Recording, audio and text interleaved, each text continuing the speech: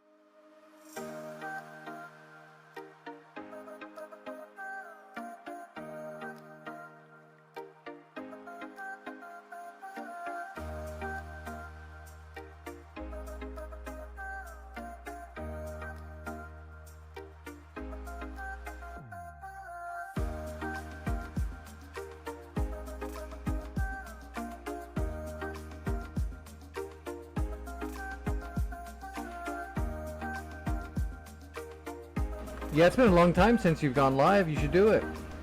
I mean, if you want to. If you don't want to do it, you shouldn't do it, but it's been a while for you for sure.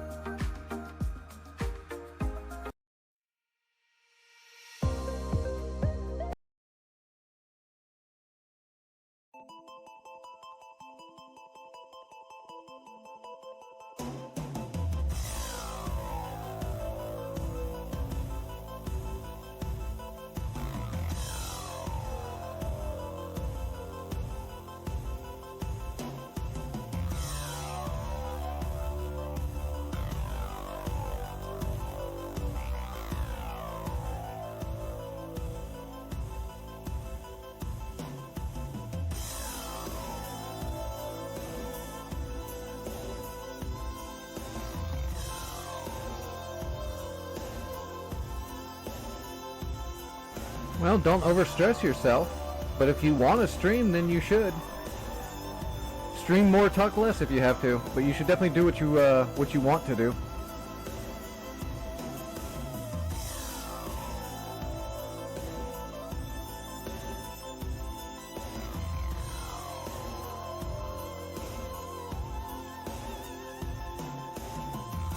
I would say don't do anything that's going to hurt yourself or anything while you're trying to do it, but I'm not the person that can say anything about that. I friggin' miss my meds and get distracted with what I'm doing all the fucking time and end up hurting myself literally every night. So I'm not going to tell anybody else what to do about that.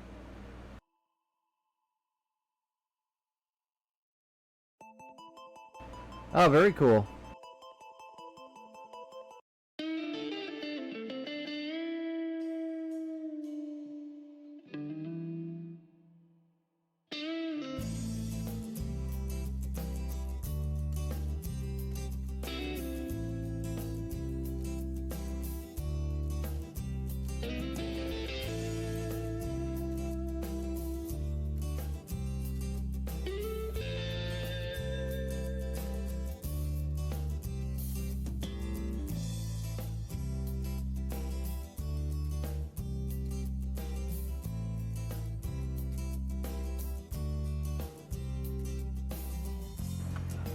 Nice, on the Cold War server? Very cool. What did you get him with? R60, or did you actually get him with an R3R radar? Or did you gun him?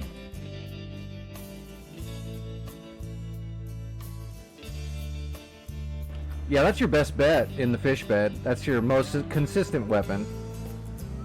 The R3Rs are real fucking iffy.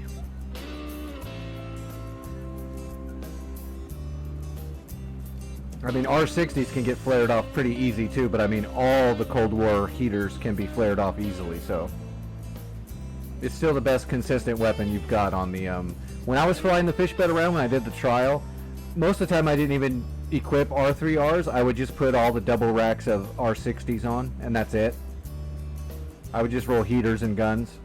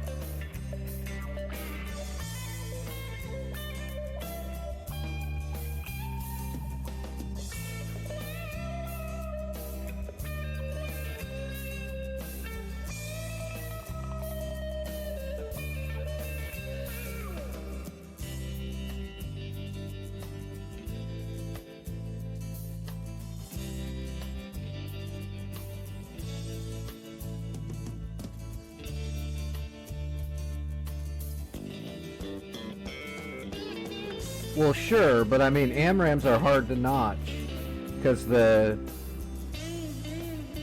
onboard radars are so good. The onboard guidance system in an AMRAM is more powerful and better than the fish bed itself.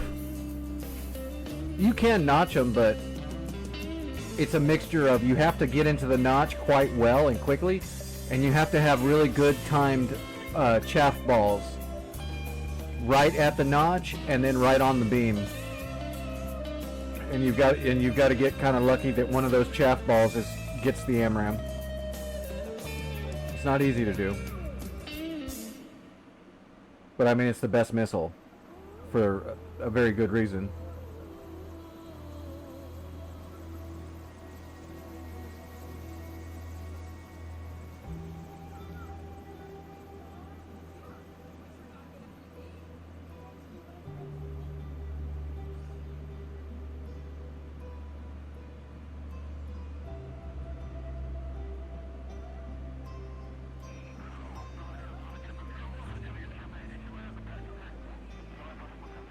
But at least on the Cold War server, the only thing you're going to have to deal with is mainly just heaters. Sparrows can be pretty devastating, but I mean, Cold War server, the Sparrows are even going to be the old Sparrows, so they're not very good. Although I will say in DCS they work better than they did in real life. In real life they're notoriously bad.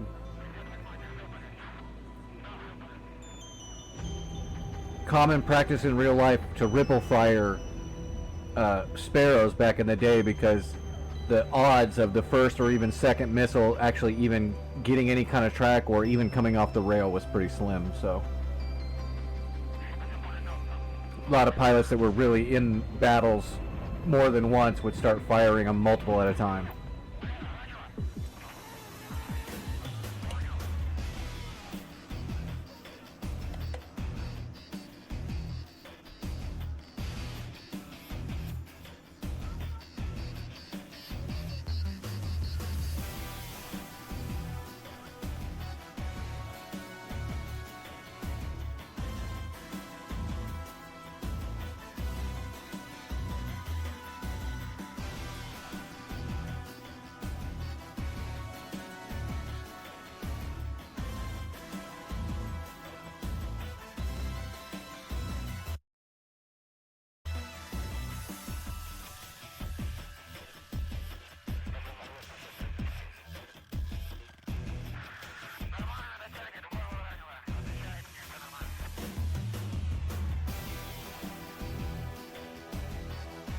Well, I'm not sure how many days I have left on my Huey trial, so I'm gonna fly it a little bit at first.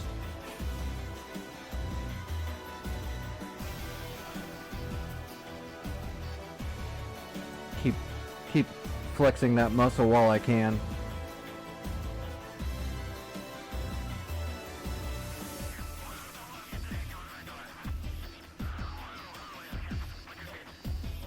Nice. Did you get everything you wanted finally? All of it? Did you get your JF-17?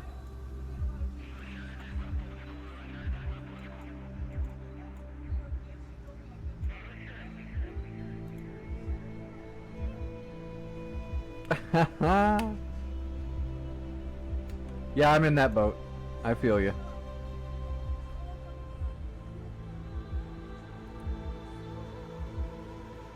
The only thing I'm worried about, I mean, I talk shit on the Jeff quite a bit, but not necessarily all the time. But if somebody asks me, I'll give them the truth about it.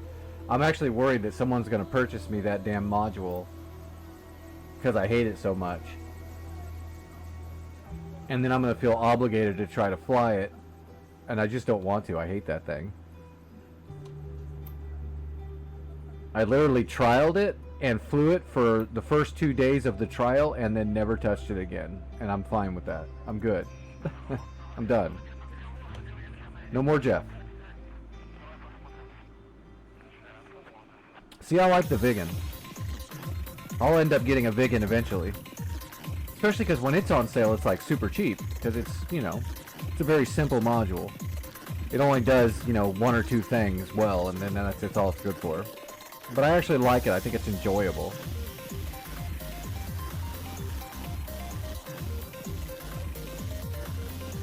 The only thing I don't like about the Vigan so much is it's not very good at free flight and targets of opportunity. The only way I've found it to be mildly effective is by just putting some Mavericks on it for targets of opportunity, and that's it. It's only really good if you're going to plan a mission out. And then if you plan out the mission, program it, and then install your data cartridge on your startup and do it all right, then it's really effective. But that's really the only way to make it super effective. Which is why a lot of people probably don't fly it that much. Or when they do, they just equip like a couple of heaters and a couple of Mavericks, and that's like it. But like on Heat Blur Cold War, that's a good server to do Vigan missions. Find out where some enemy stuff is and plan out the mission, install your cartridge and fly the mission. It's good for that. Well, yeah, they are. You're right. They are. Which is why if I really need to do something and do it well, I almost always take an A10 if I'm going to do an attack like that. Because the A10 is better than the Vigan. The only thing the Vigan has over the A10 is the acceleration. The Vigan is extremely fast. But that's about it. But it's fun. I enjoy flying it. I don't enjoy it if I get into some kind of dogfight, because it really is not good. Its turn capability is really bad. It'll give you like 1 to 1.5 really good turns, and then you're just done. And probably compressoring out. The margins are so thin for that thing to actually maintain any energy in a turn. It's like flying a fish bed with the air brakes out all the time when you're trying to turn a Vigan, so.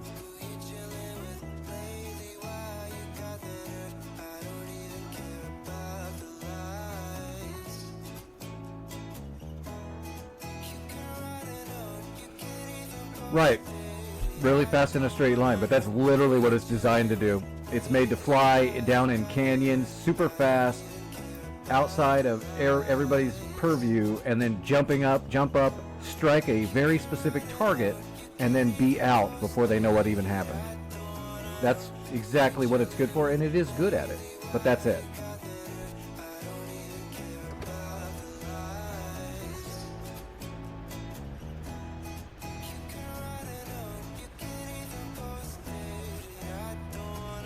Oh, I think that's outside of the fish bed's actual G rating, so yeah, I can imagine it probably wouldn't like it. I don't remember exactly what the G rating is on it, but I know it's not 9.8. They didn't even have good G suits back then.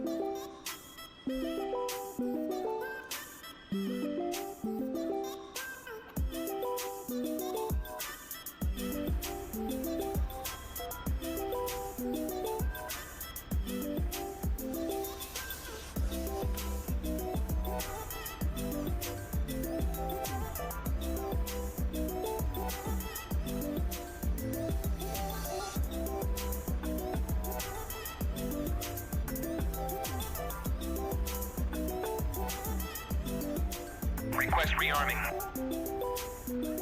Copy.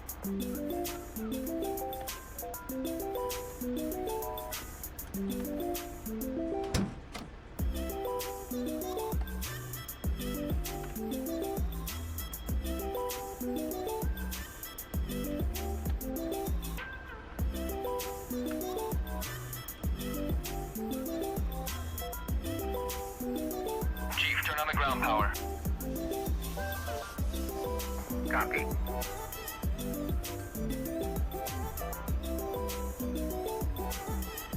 Rearming complete. Ground power is now on.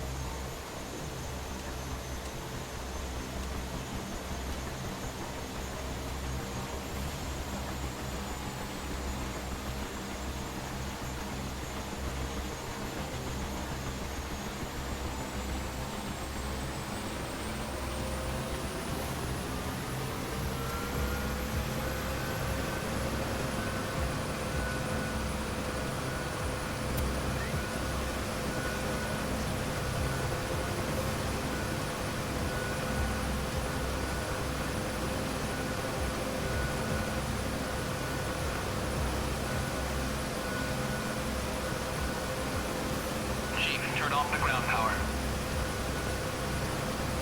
Copy. Ground power is now off.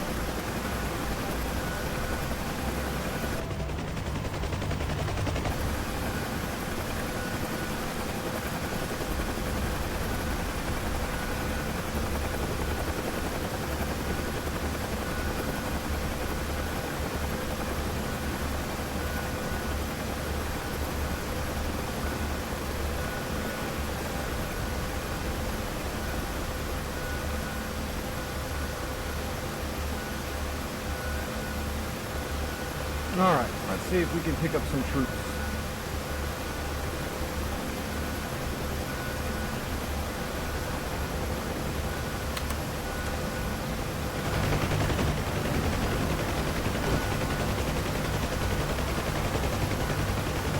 I can't remember how close I need to get to the smoke before my scripting works. We'll see. I'm probably good here, but I know I put some markers around the outside too, and I don't see them. Okay, there's a marker right there. It's a sling load right there. I put sling loads on around the ground, kind of marking out the area. It's hard to tell with all the dust kicking up. There's a sling load right there.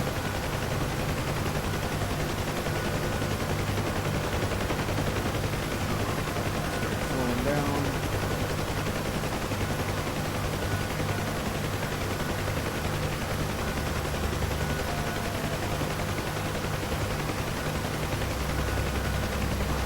Set her down right here.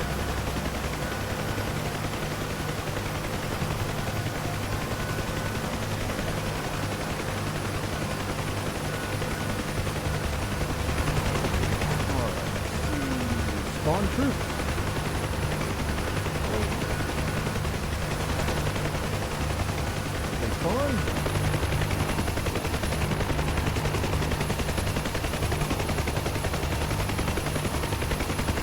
Damn, I don't see them. Oh, never mind, I see them. They're there. They're walking over. I see them.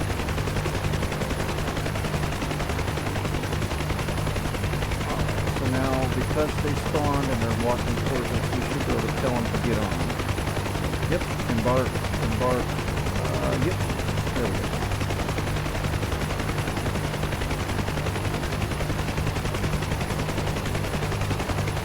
Who needs mist coating?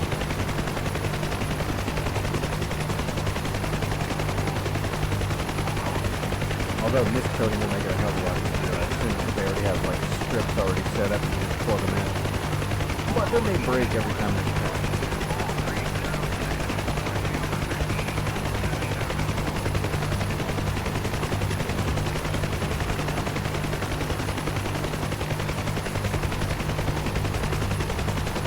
They're even running to the correct helicopter and loading. Love it.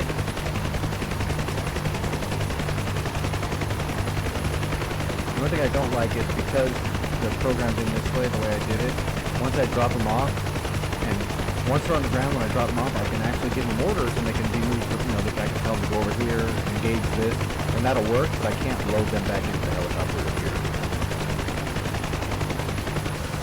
Once I unload them.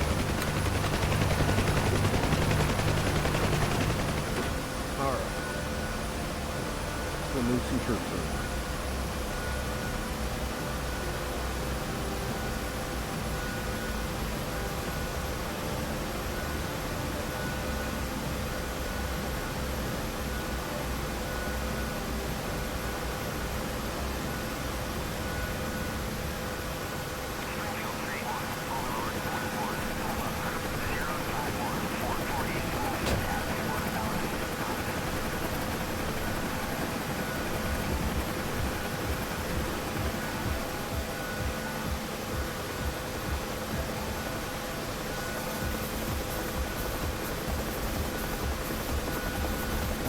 We have transitional flight.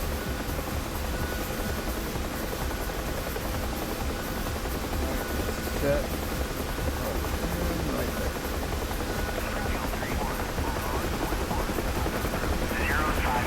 Okay, I'm going to turn it back a little bit. I'm pulling way too much right now. Tour, not sit.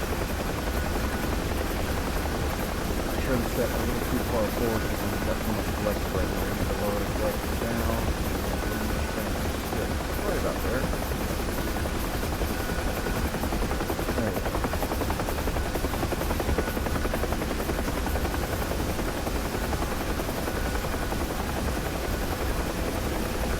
But of course it's Huey, so you can't like trim out the level of it.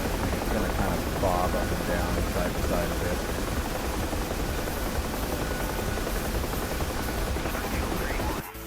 Or at least that's been my experience with it. I might just be a bad pilot, but there's a lot of bob and play in the Kiwi flight model.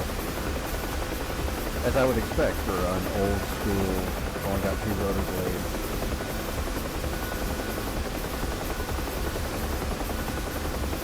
And I imagine all the dampeners and stuff on the engine and all the linkage and everything is probably not dampened very well, so it's going to be a shitload of friggin' vibration and play and everything.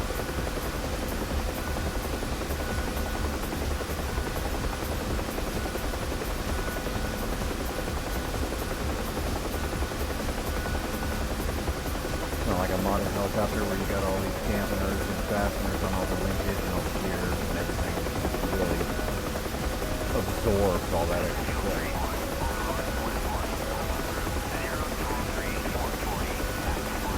The Huey's like an old motorcycle before they invented shocks.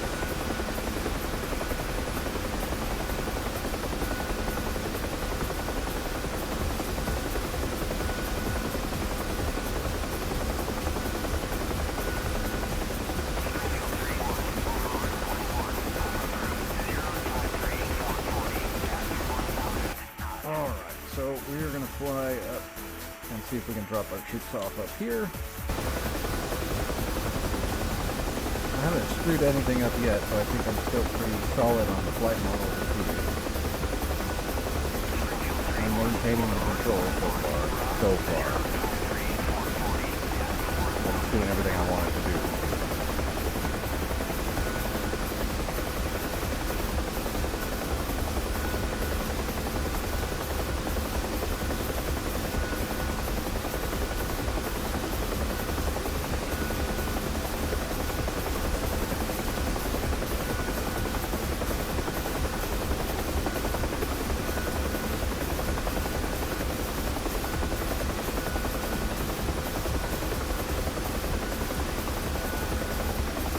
Struggle a little bit with slowing down the Kiwi without ascending or descending too much. It's so bobby. And the VRS cutoff in the Kiwi seems extremely overly dramatic.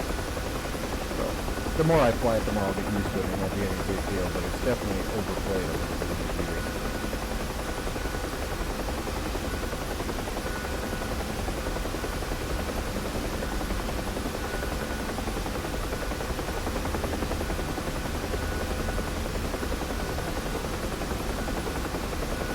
Chop wind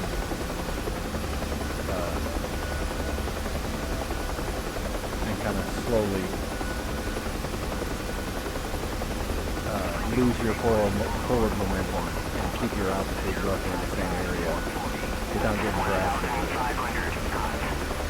And it falls off so fast. And you can't use your collective like jerky, especially when you've only got 2 blades.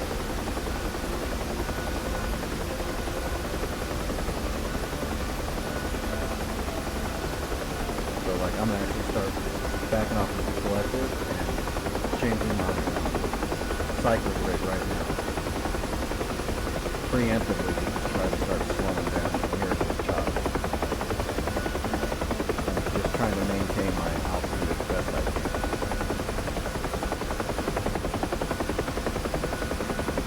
So you don't pop way out. The problem is this thing doesn't settle on the cushion very easily. Pops into VRS like violently quickly.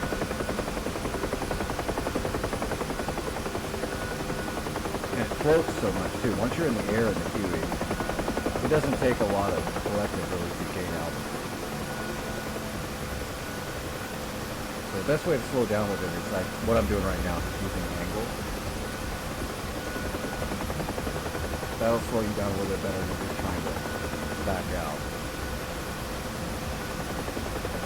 Now we're kind of stable, we're slowing down, and now we're going to try to descend and slow down at the same time. You can see it's already starting to try to it's already trying to go into VRS. Which can be difficult because once the Kiwi starts entering VRS, it's barely touching the collective, it'll start gaining altitude and all that. So it's kind of it's tricky It's not like the other helicopter.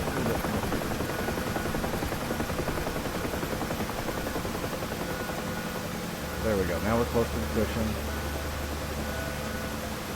We should actually already be on the cushion, but DCS is also a little weird about that. The ground effect seems to be at a lower altitude than you would expect. Let's level off and let's bring it on.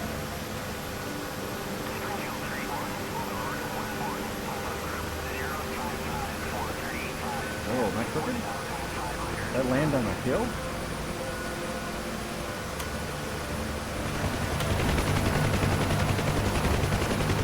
Unload the troops.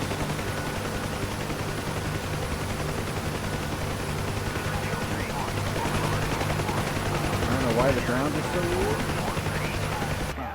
Troops are unloaded, and let's get them to run away now so that they don't run into my helicopter.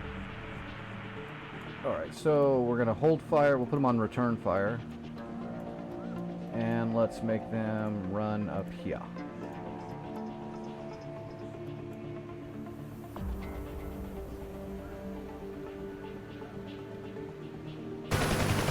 That's weird. I'm on flat ground, but look what it did. That's some awesome DCF programming right there, that the ground has got holes in it. It's going to make taking off really fun. Alright, there goes the troops. They're on the job.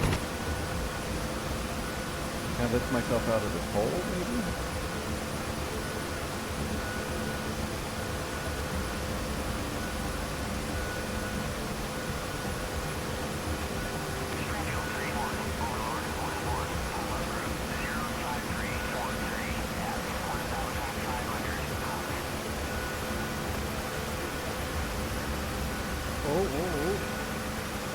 This is going to be such a pain in the ass when I finally lift off, because it's going to try to throw me over to the right. What I'm going to have to do is kind of just, as soon as I get kind of level, I'm going to have to get it some collective and pop up. Yep, like that. Ooh, I did it. Okay, that was close. That was really close. That was really close.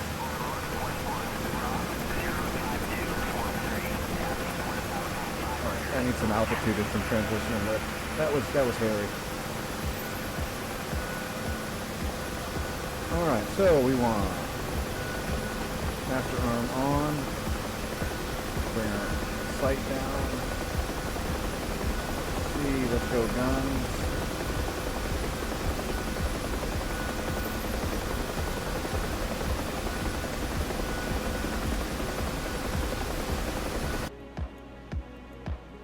Troops are moving into place.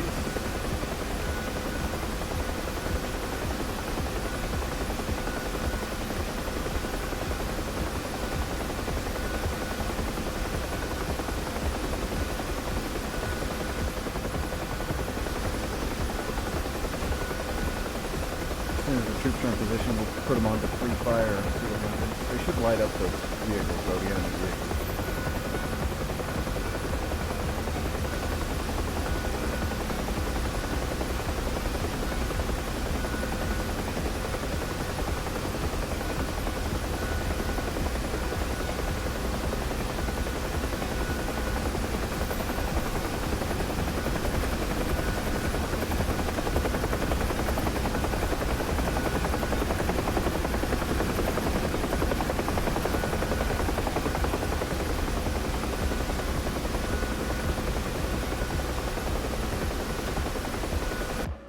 Alright. Free fire.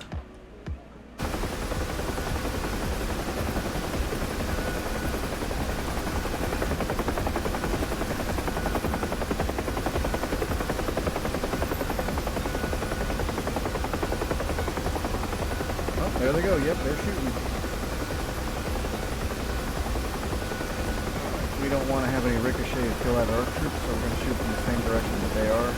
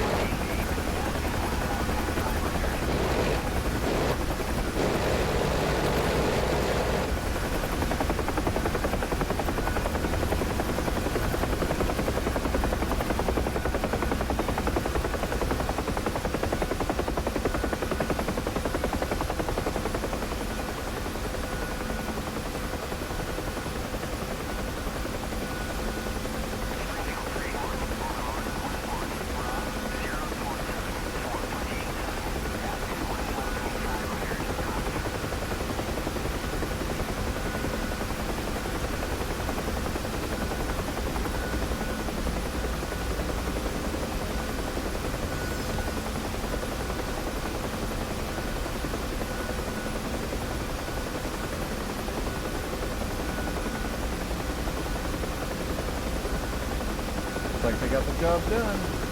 Might be a few still there. Let's see what we can do.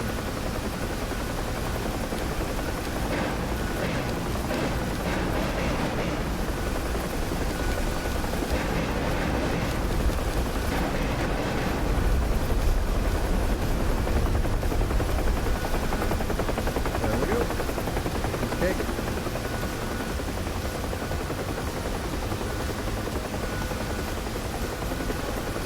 Go Huey. I like this thing. Still gonna get a hip next, but I like this thing. I will eventually get the Huey for sure. But the hip is next. I've put off the hip for long enough. Every other night when we're doing some mission map, we need to transport stuff, and I don't have anything to do with it. So, the hip is next.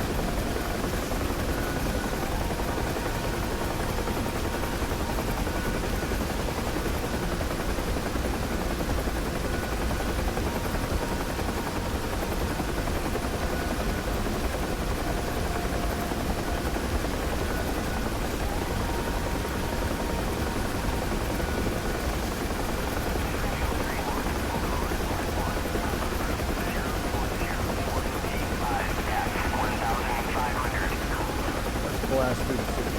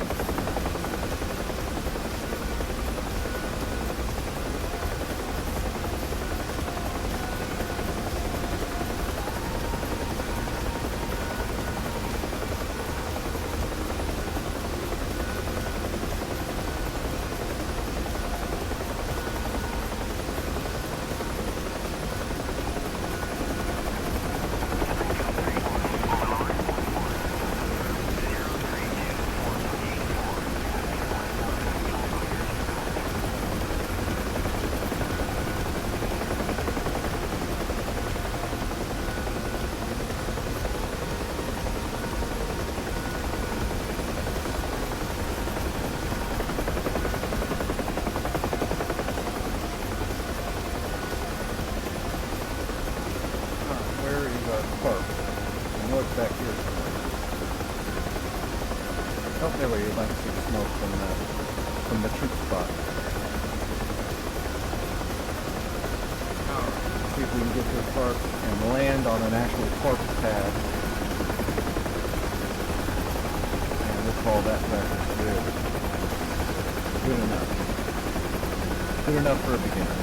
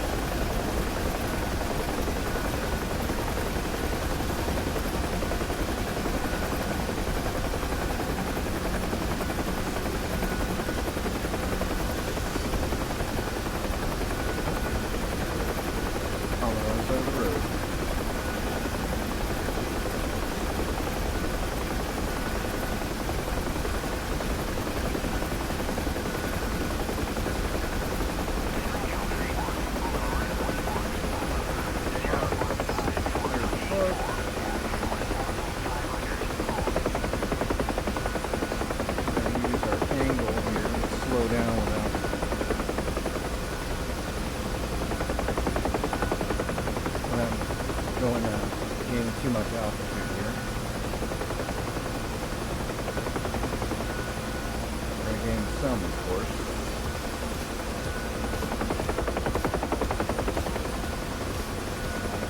There we go, baby. Start pulling down.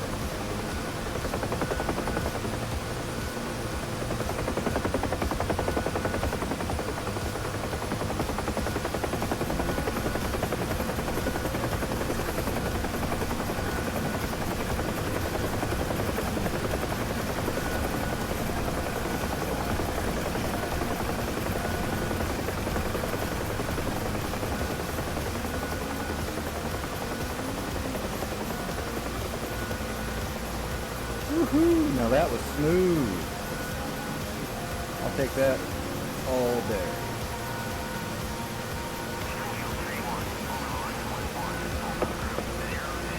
It did it again. Is there something wrong with my helicopter? What the hell is going on with that? I'm confused. Oh, anyway, that was smooth as shit, except for whatever the hell is going on there.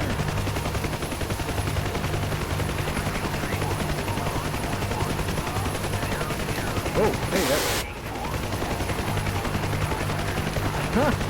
funny. Okay. I'll call that successful, even though I have no idea why that skid keeps sliding under the ground.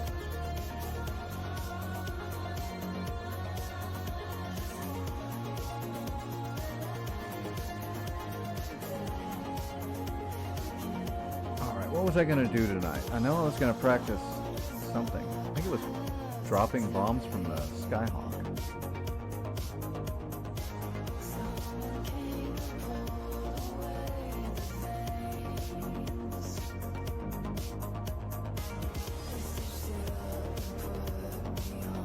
Where is my Skyhawk? Is that it? That's it. Alright, let's just arm it here. Skip that part.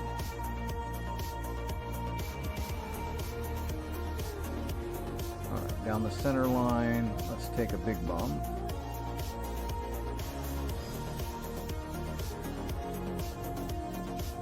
There we go, Mark 84. Okay, DCS. There you go. Alright, we'll put a Mark 84 down the center. I guess we can do a couple of racks. We got 82s on the racks. There we go. Double 82s.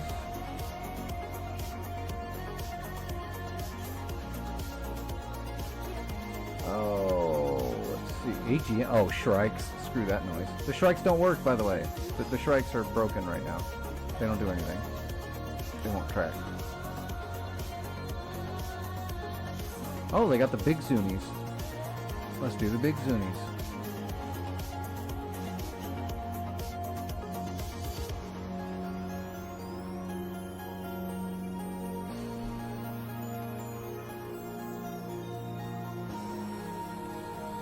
Alright, save.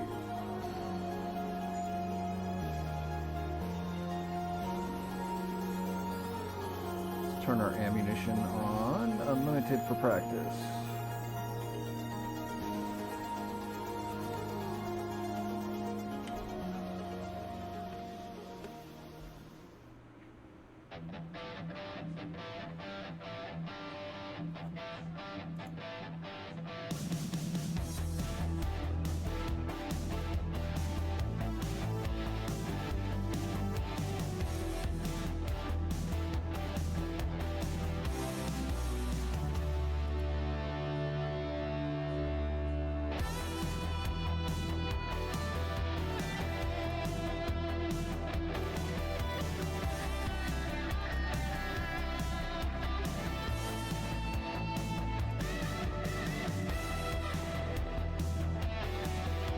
Alright, where's the Skyhawk?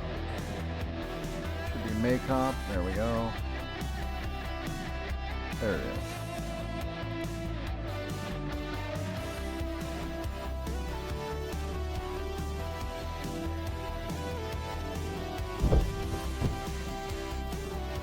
Alright, we should be loaded.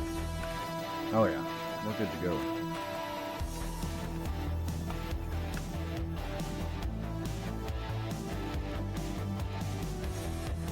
Turn on the ground power.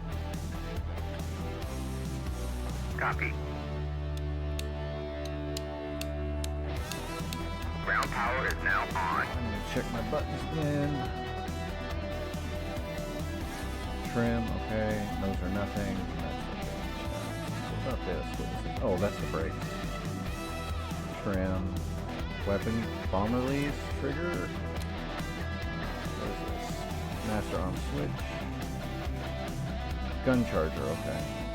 So that's the brake.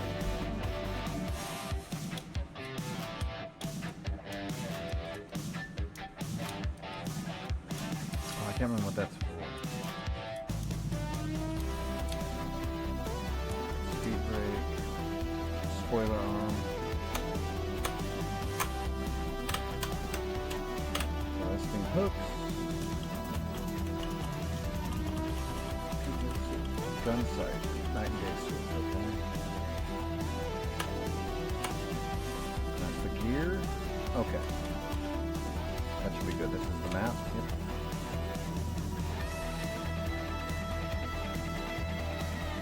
Alright, we got power.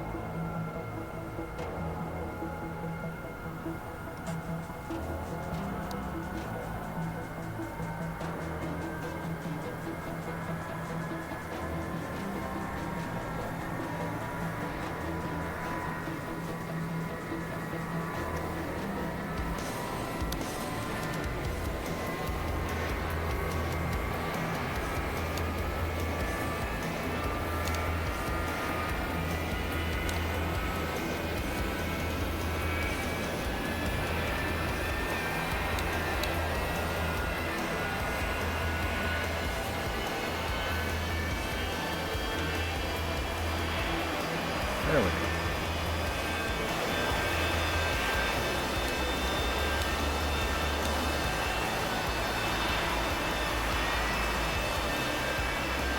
Forearm. Number 10. Flaps.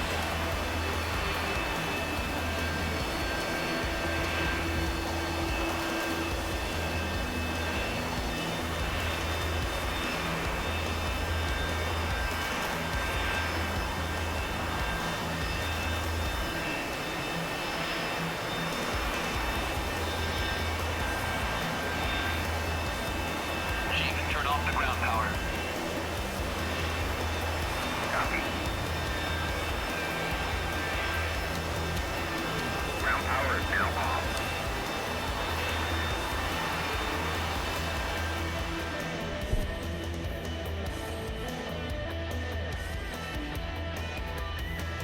Oh, is that what this is? That's what that is. Okay. That's just so you can spin the selector quickly. Instead of coming down here and clicking on it. I got it.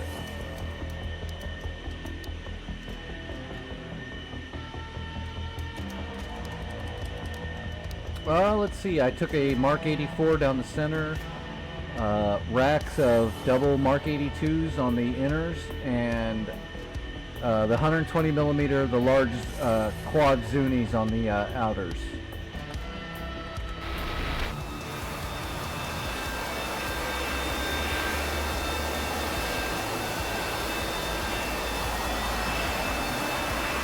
All kinds of fun.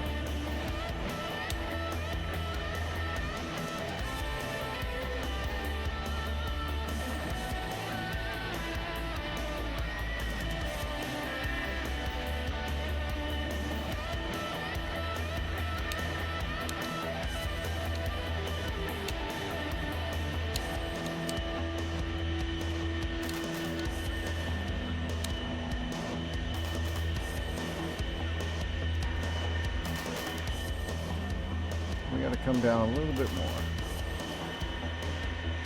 Now we're talking a little bit more and we're there. There we go. All right.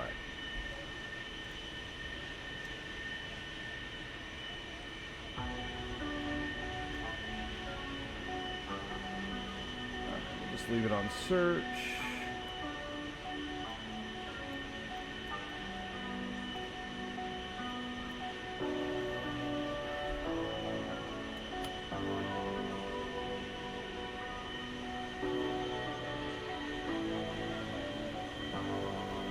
And time to wreck this thing trying to differential brake.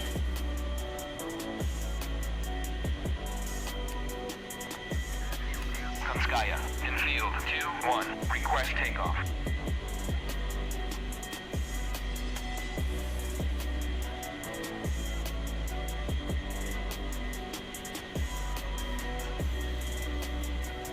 Yeah, it's definitely an acquired taste on the bomb dropping, but I mean all the older planes that are more analog, it just takes a lot of time in the seat dropping bombs to get that natural feel, so you can make adjustments on the fly, you know, by depending on your dive angle, your speed and all that. You do it for enough time and you can kind of just feel your way through it after a while. It just takes time. I'm not very good at it either, that's why I'm practicing.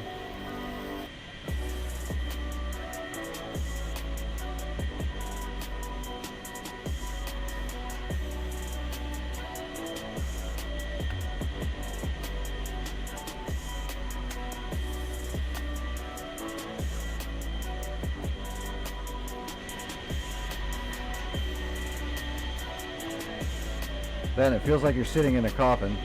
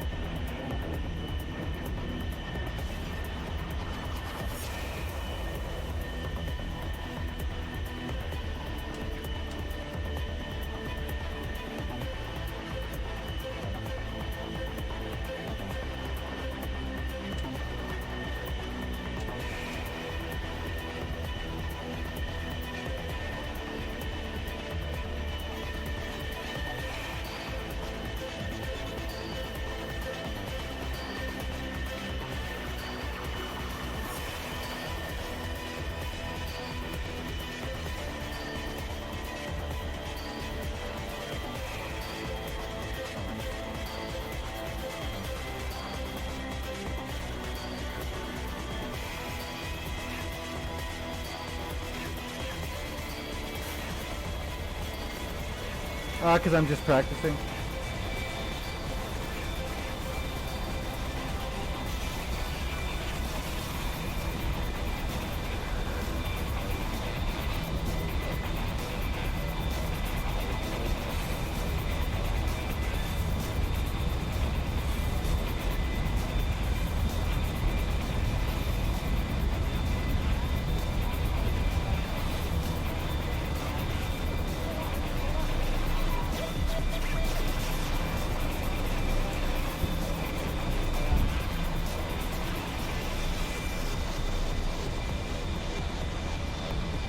I don't want to have to fly around just to practice a little bit and then have to keep landing, so on and so forth. So I just have unlimited fuel turned on for practice.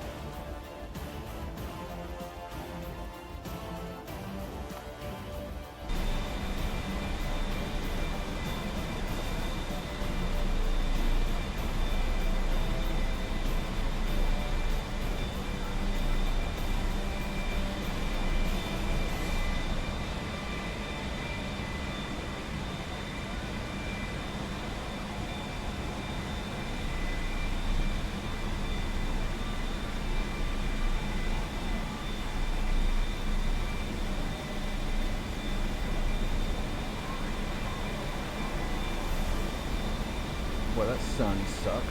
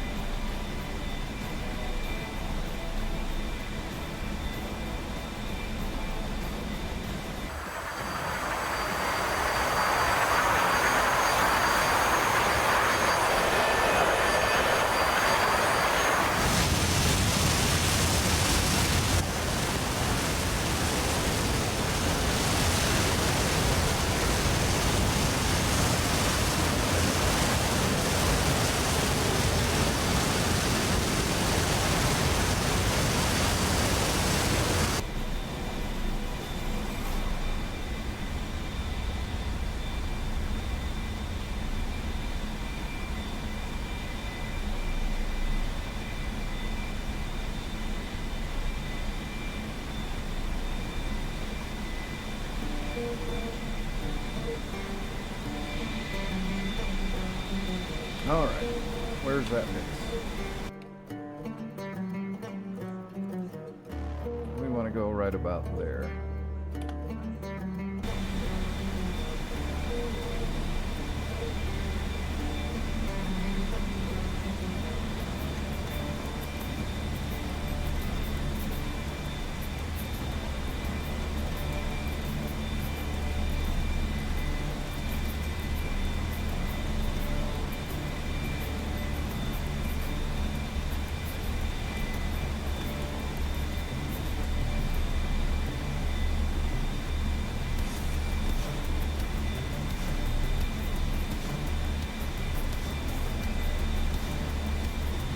We're just going to be dropping a single, so we don't need any of this crap. We'll turn that on, and we're going to do the Mark 82.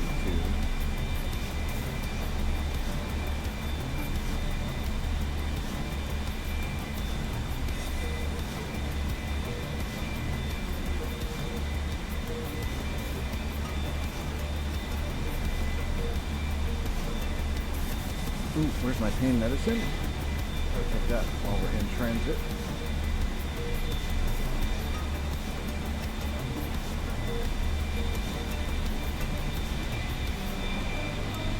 Before I forget, like I always freaking do.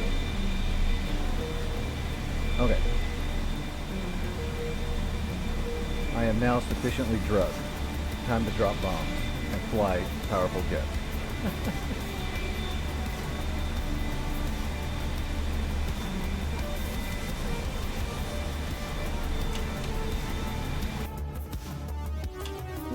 Should be off of our nose here, pretty far out. My Mark 1 eyeballs aren't the best. I'm probably going to have to get closer before I can see it, but it's fairly close.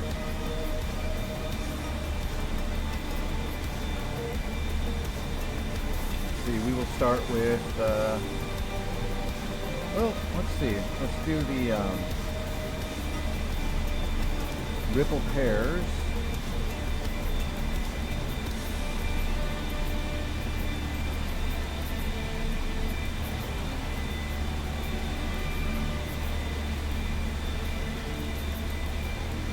Should drop all 4 there and there. That should drop all 4 Mark 82s.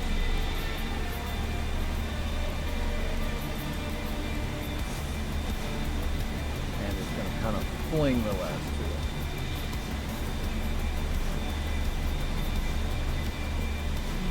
2. Although the ripple's pretty quick, so it won't be too big of a fling. For altitude. Oh, yeah, we need to get more.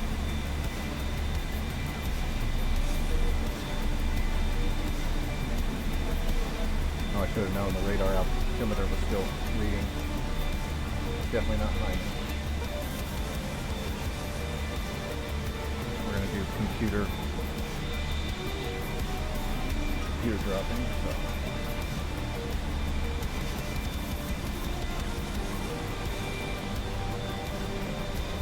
Too high. Somewhere down there in that valley, in those fields, should be a base. Alright. Oh shit, I passed it.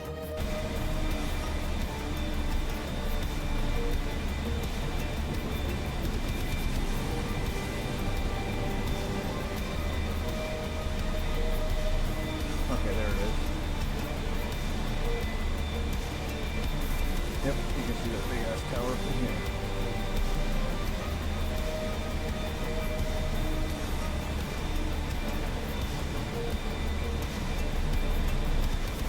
Oh, these clouds are going to totally get in my way, aren't they?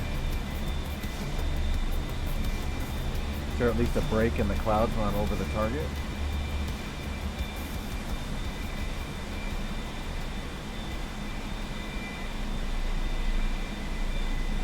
Yep, there's a decent break from this angle. Looks like there's a very large break southeast.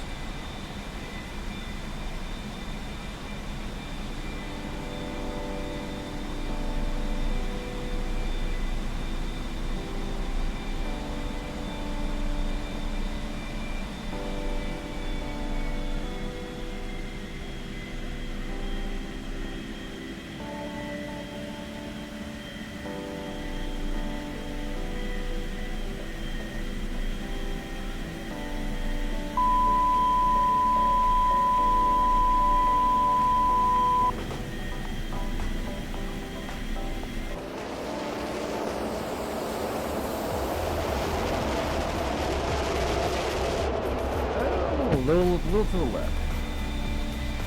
Just a little to the left. Not bad for the first pass in a while. We'll come back around and we'll do it again. Except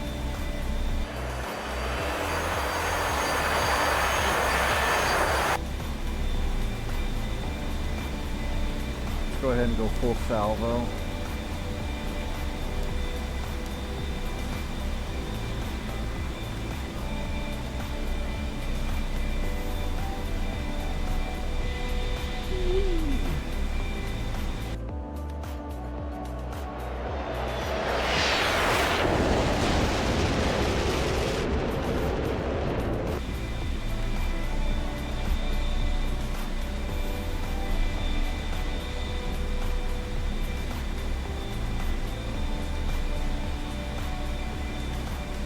Yeah, if you're dropping by computer, yeah, what you do is you get your target marker where you want it, and then once your radar has a ground lock, and you have your marker where you want it, you hold down your bomb release, and then you, depending on how you want to drop them, you can slowly pull back to start gaining altitude back and loft them in, or you can run them in, but it will drop automatically, yes. You just got to hold her steady. So I'm going to do a little bit of a loft, so I'm going to come up from a higher angle, and I'm going to roll in. Right about here, we're going to roll in, and we're going to get our flight vector onto the target, killing the power. Now we're going to roll over. We're going to straighten up, line everything up, and then we're going to get our target point right there, and now we're holding, and now we're going to make sure we try to see. I'm a little bit to the right now. I want to make sure I'm back straight. Now I'm going to pull back just a little bit, and there we go. Back on the gas.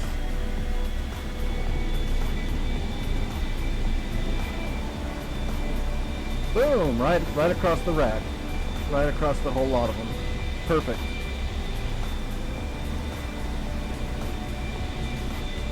So those bops dropped right on the entire line of vehicles there, which is what we want. All right, so let's turn off the Mark 82s. Let's do one Mark 84. That's that big chunker right there.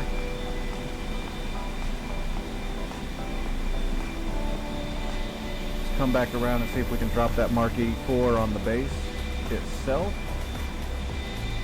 Alright, we need some more altitude again. The hardest part is that the scooter is pretty squirrely, so it can be really hard to hold it steady. It's real easy to drift left or right from where your initial point is.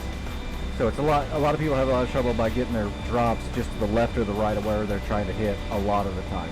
And that's normal. Because it's so squirrely, it just takes a lot of getting used to, and even if you're really used to it, you can still easily just flub up a little bit and go, and launch stuff off to the left a little bit. It's real easy to do, so don't let that discourage you. Keep practicing.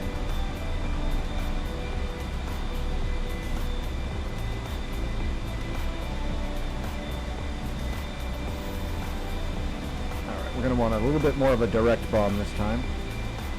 This is a big fatty, so we're going to come up a little bit steeper. We're already low on power though, so we're going to start rolling in right now.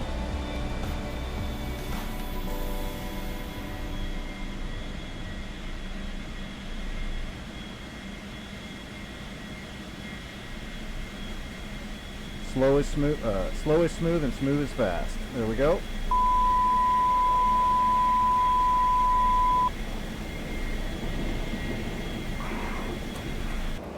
Look at that. Kaboom! Literally right where I wanted it to go. That's good shit.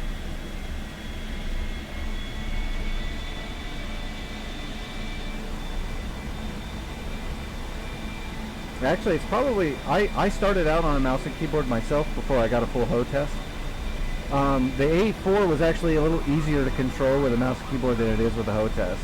This thing is so squirrely, like right now I'm off stick and I'm trimmed, but it's still just drifting, right? Now I'm going to barely touch it. Look at that. That's just barely putting pressure on the hoe test. So it's a very, very squirrely little jet. It takes a lot to get used to. You can black yourself out really easily when you're flying this thing with a hoe test.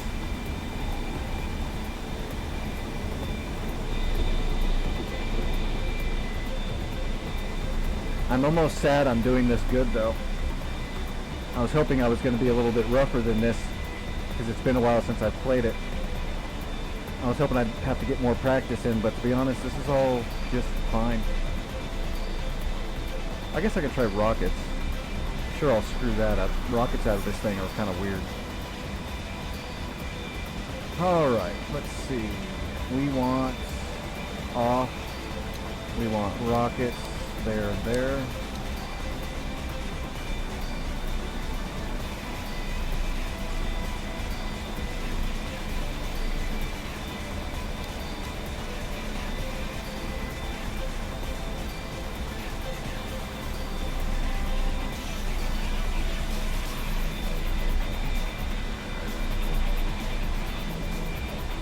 Yeah, I'm not sure if you can tune the keyboard button presses to add a delay reaction and a smooth out on button presses. I don't think they have that. I don't think you can tune it, unfortunately.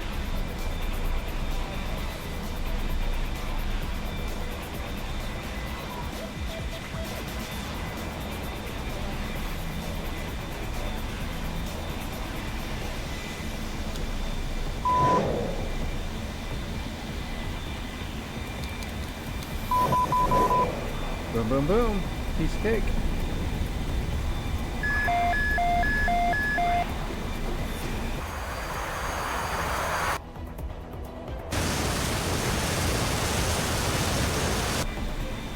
I love this thing.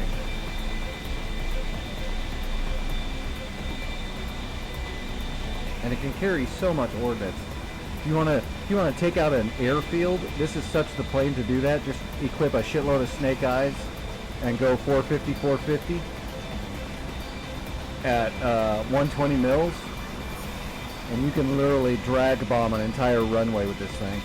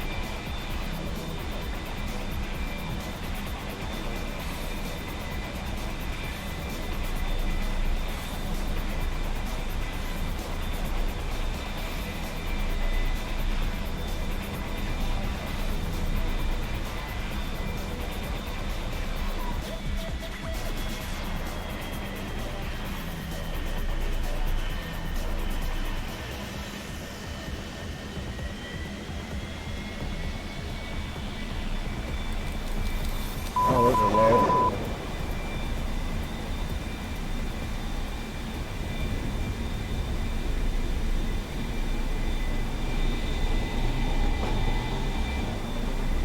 Oh, let's do a full salvo.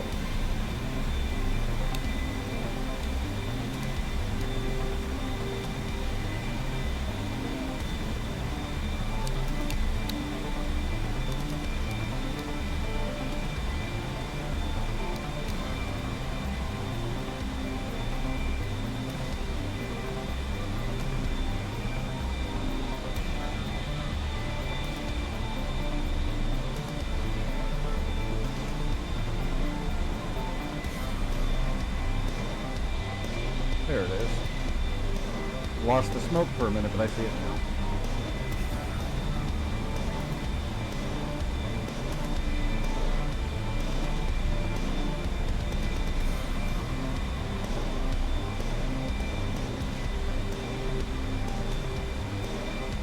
We're going to drop one Mark 84 2,000 pounder and four Mark 82 500 pounders, so that's going to be 4,000 pounds of bombs.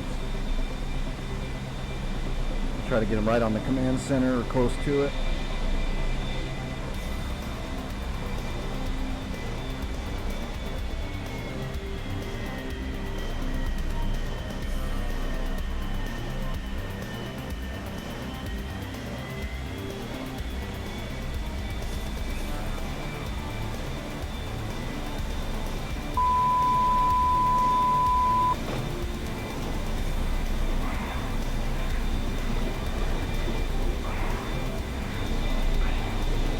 That looked pretty good. Looked like it hit the outpost in the command center. That command center is going to take a penetrator bomb, though. I don't have anything like that on the A4, unfortunately. Looked like a good hit, though. Fly down close and see.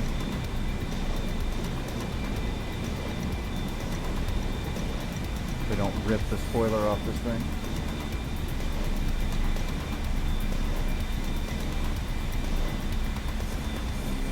Oh yeah, everything's pretty shacked out except for that command center, but yeah, I don't have a penetrator for that. It's underground. Standard Mark 84s, you could blow it up with Mark 84s, but it would take a bunch of them because it's a surface damage, just a slick iron.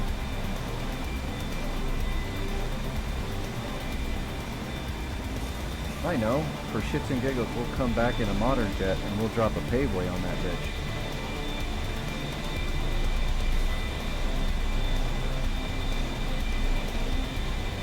I haven't used the gun pods on the A4 really that much at all, so I don't have much of an opinion on them.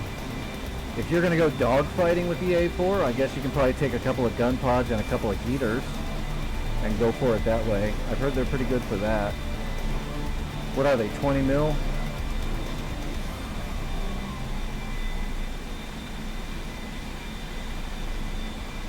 Alright, let me choose a slot here really quick.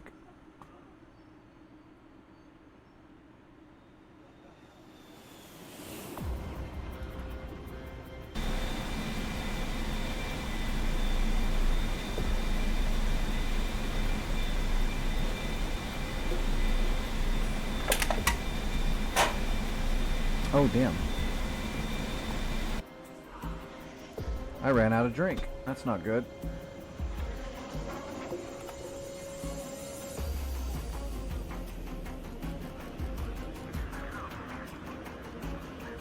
I was just sitting in it. Where is it?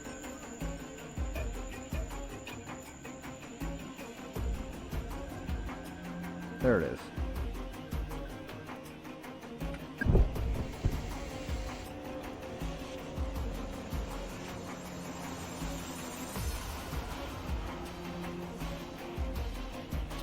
Mark IV high. Yeah, those are 20 mil. Oop, give me a second. I gotta get up really quick.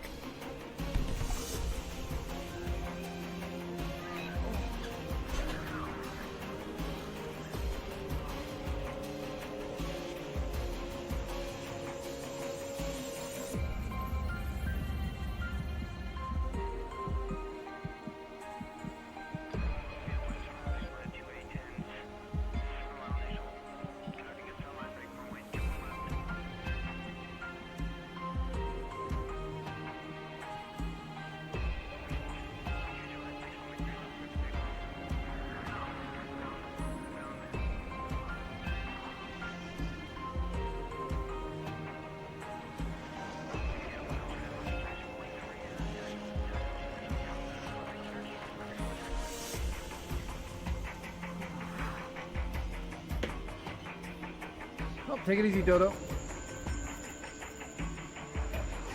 Man, that medicine is making me friggin' hot flash awful right now. Whew.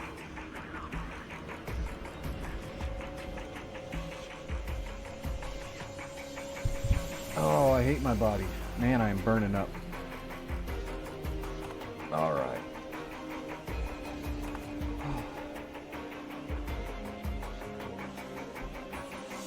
See, the gun pod station is right here, right? Yeah. You charge them, ready them. You have to ready them on here and on the weapons panel, right? It's been forever. Well, golly, I guess I can just take them and find out. You can put 3 of them on here, right? You can go crazy with it. Oh yeah.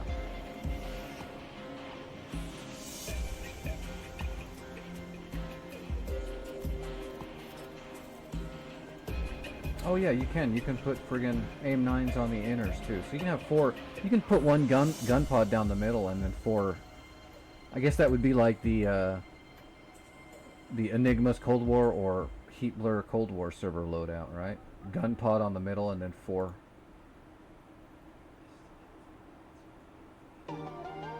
Oh, they got P5s now too. That's good. It's better than what they used to have. Didn't they just have like B's and J's on here, which are just nut garbage crap?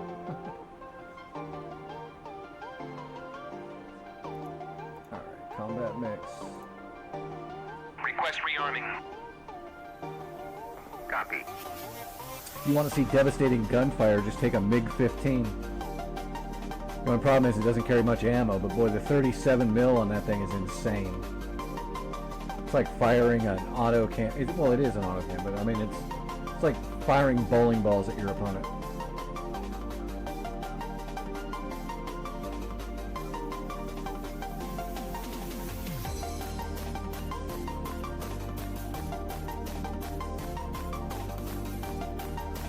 Whew, man, my body needs to cool off like right now. Rearming complete. Got free gun pods? Oh yeah.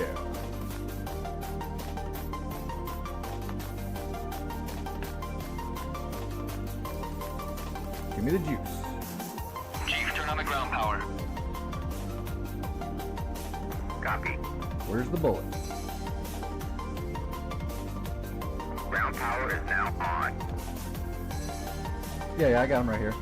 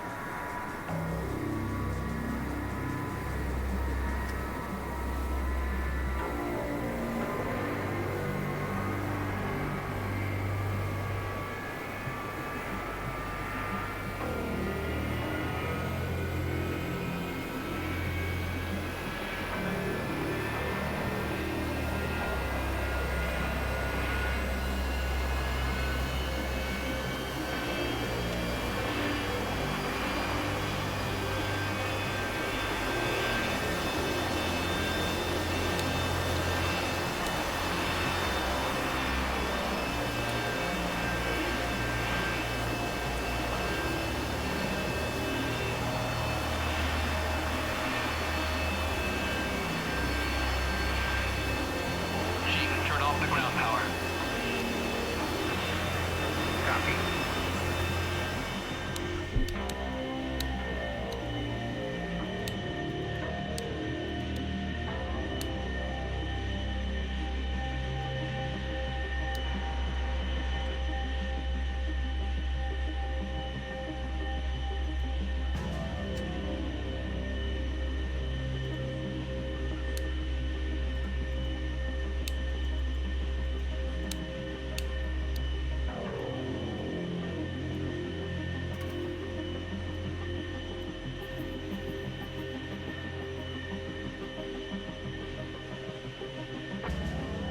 Oh god, I'm not gonna be able to see the other button over here, am I? Is my vision... There we go. I guess I gotta do it like this. Just have to do that in here. I wonder if it'll let me hit it from here, actually. Nope, I'm gonna have to look around the side. Pain in the butt! Alright, we're good, we're good. Need a little bit more nose up trim. Alright.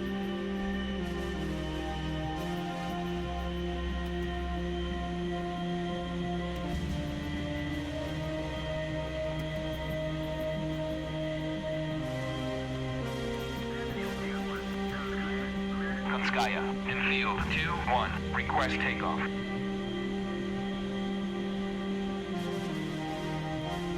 What's going on, Reeves?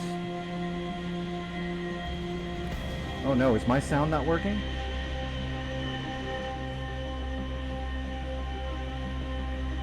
Is the sound coming through on my mic and on the stream? Because it's showing nothing now.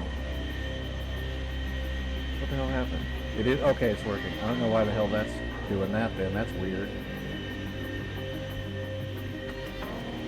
Huh. That kind of scared me.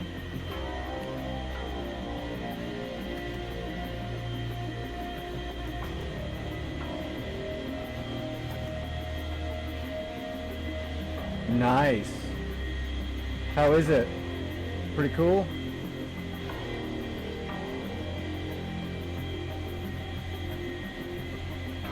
Ah, I gotcha. Oh yeah, well, I just got Medicine-induced hot flashes. Beat that, huh?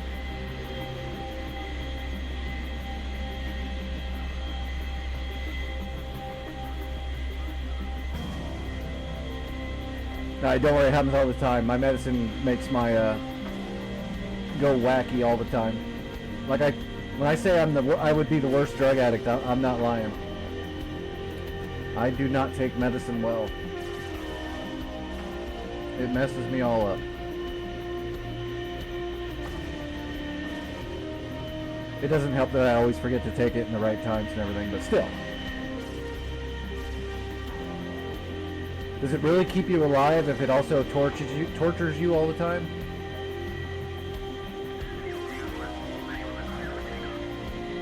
Alright, let's just go.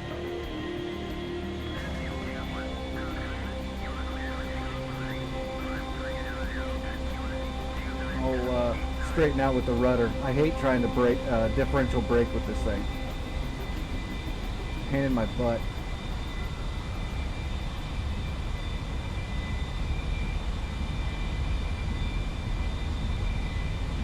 Oh, we're pretty heavy. We're a little heavy. A little heavy. Still a little heavy. We're not getting lighter. It's weird. I'm going to bring the flaps up just a little bit, but keep them out a little bit. Are we at 200 yet? Yeah, we're at 200. We should be good.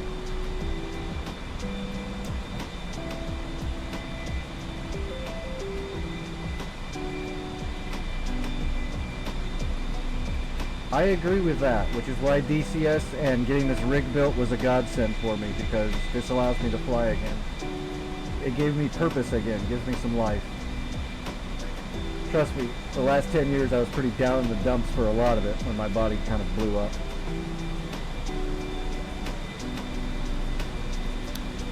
Alright, so let's see, gun pods.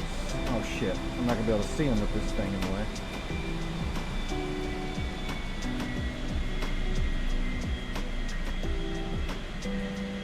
Set my trim back down to about 2 degrees here. Alright, gun pods, we go on, and charge. Nope. Charge, there we go.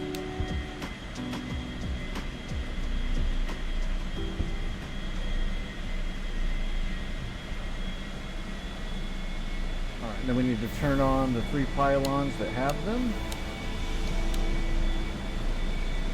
Master arm is on.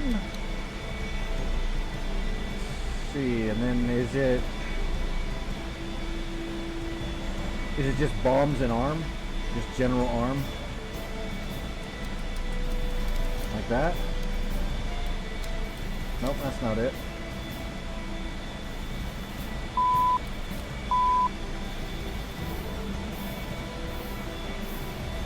Oh, you know what? Is it rockets? I'm trying to remember the gun pods.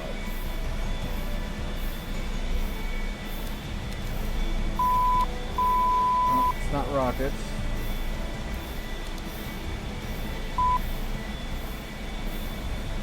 Right, but what's the setting on the weapons? Is it bombs and GM arm, or is it labs? I can't remember. I thought it was GM arm. I thought it was this one, bombs and GM arm.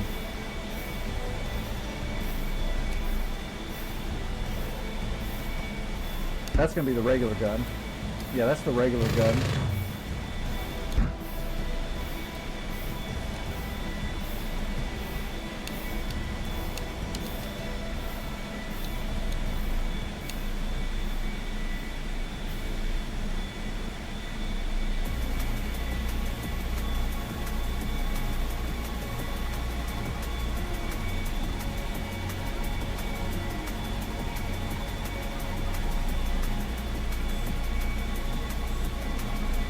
Yep, got the pylons selected.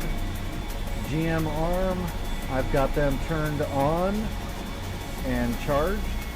Oops. They're on and they've been charged. No shooting. What am I doing wrong here?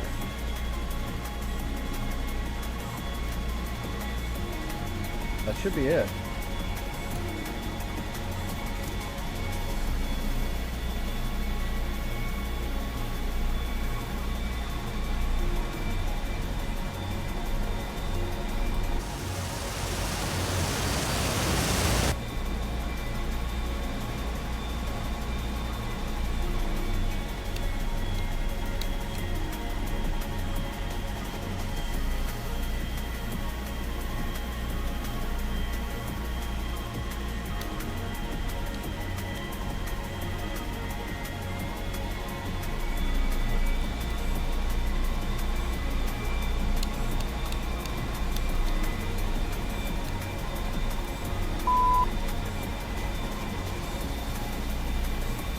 That shouldn't do it, but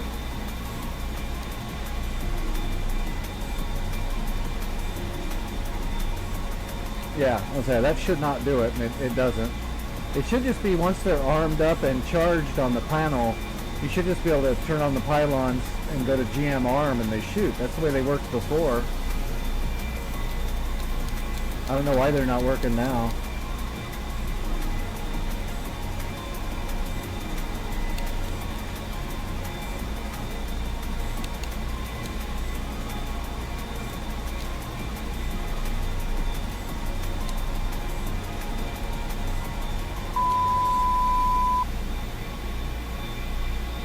What's going on, Vic? It's going okay, except for some reason my weapons aren't working. Let's just try one of the pods here.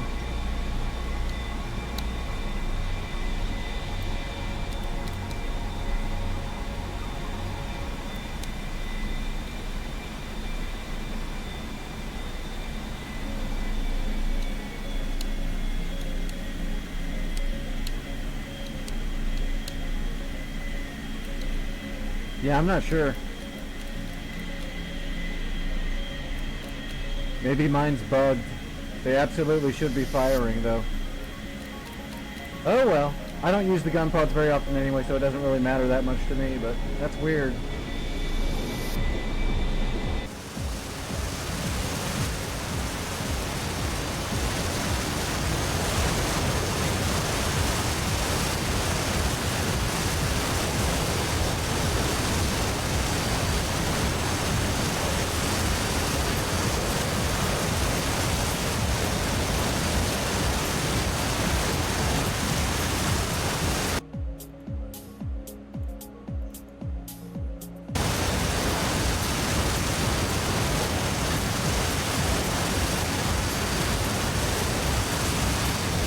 I don't think so, but let me go back and spawn another one and just make sure and triple check.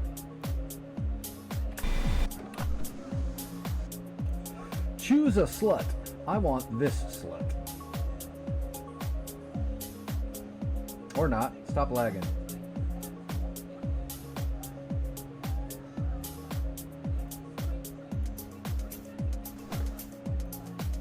Alright. Pod. Come on, DCS, stop the lag shit. My computer is better than Eagle Dynamics is. Stop doing this. Alright.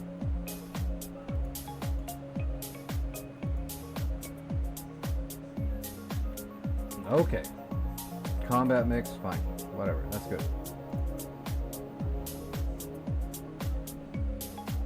Now I'm not hearing anybody.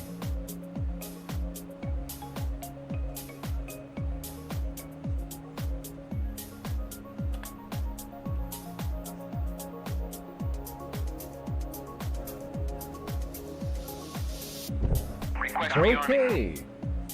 It was just lagging. Alright, give me power.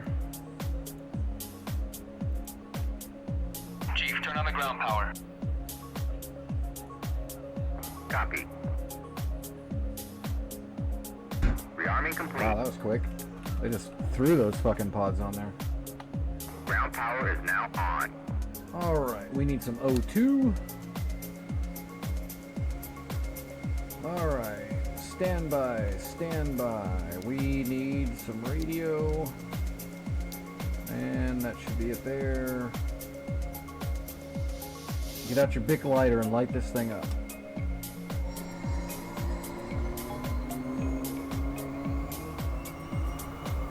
Oh, that's not gonna work yet.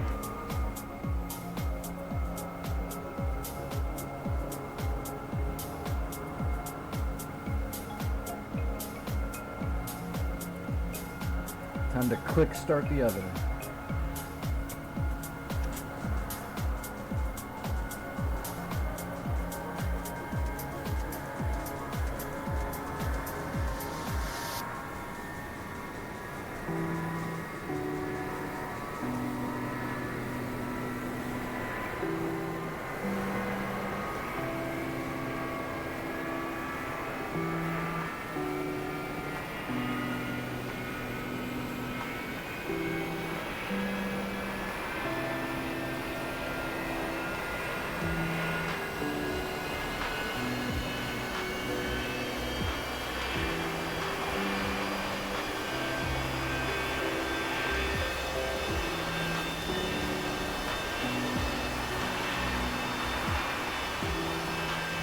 Chief, turn off the ground power. Copy.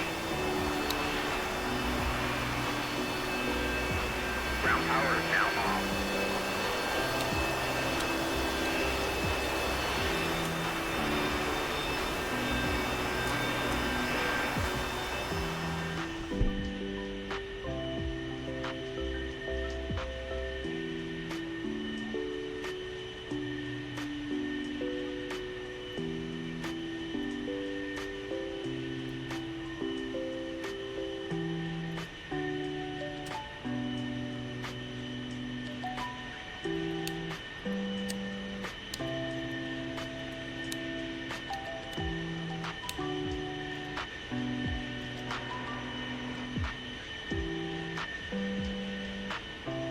All right.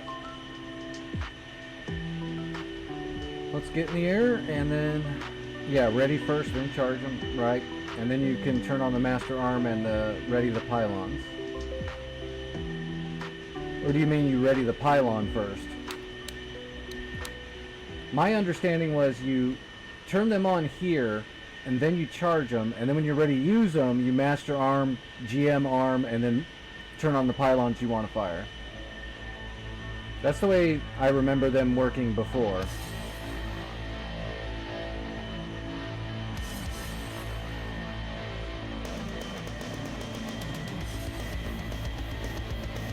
But I haven't like downloaded a new version of this in a very long time, so for all I know, mine's really old and it's broken or something right now. I might have to update it. Konskaya, in field 2-1, request takeoff. We need some nose up. Okay, flat. Okay, we're good to go.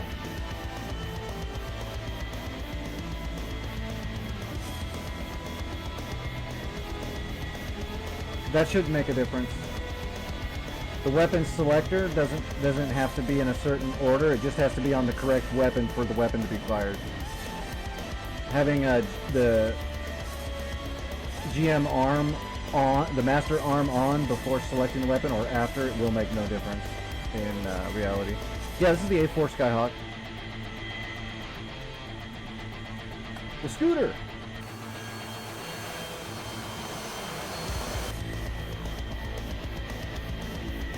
We're going scooting.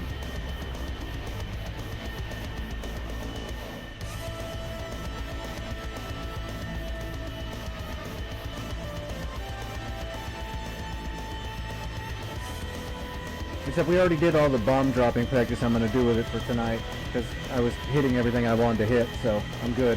I'm there. But I haven't messed with the gun pods in forever. Of course, last time I used them, they worked, so this is why I'm messing with it now. For some reason, they didn't want to work.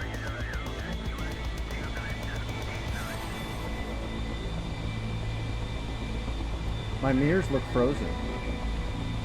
Oh, they were.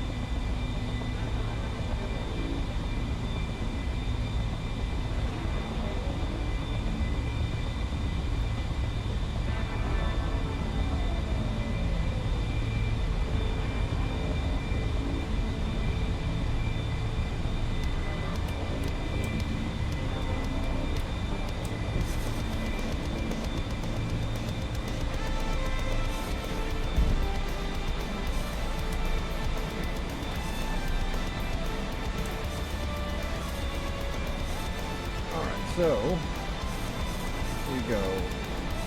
Ready, ready, ready, and charge. Come down here. Master arm on. GM arm on. And all 3 gun pod pylons on. So when I pull this trigger, shit should happen. If it doesn't work this time, then yeah, my A4 might be bugged and I have to install a newer version. Alright. Let's see if bullets come out. Oh, there we go, it worked.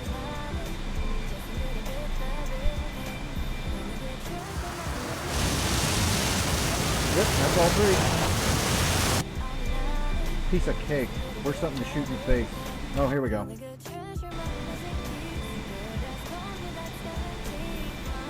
Oh, my trim is still extra nose heavy at the moment for takeoff. Say my stick feels horrible right now, but that would be why.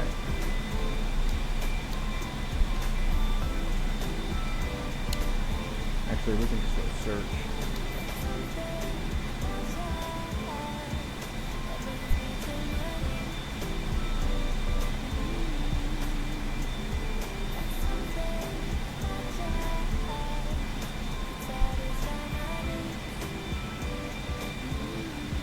Yeah, maybe. I didn't think I did, but I might have.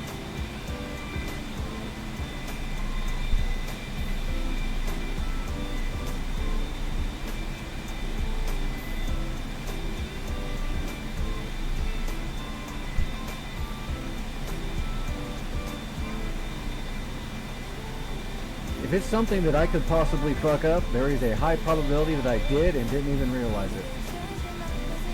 Luckily, I get to go, I'm disabled, and there you go.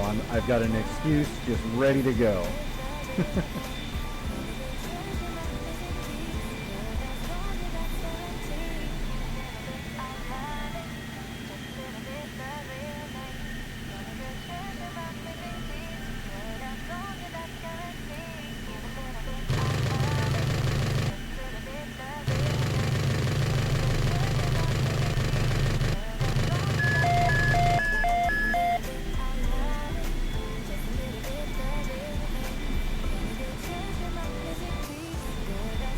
That looks like all of them.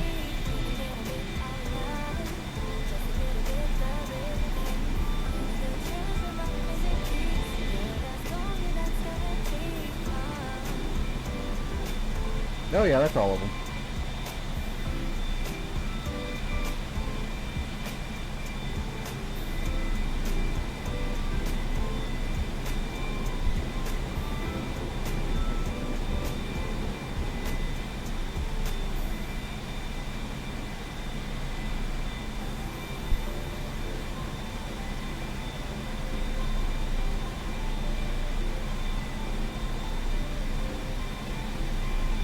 Actually, I just edited together some more video last night that has some burnt in it.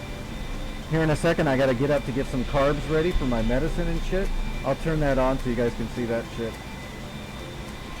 It's not anything special, it's just some raw footage I took and then used replay to get some edits in.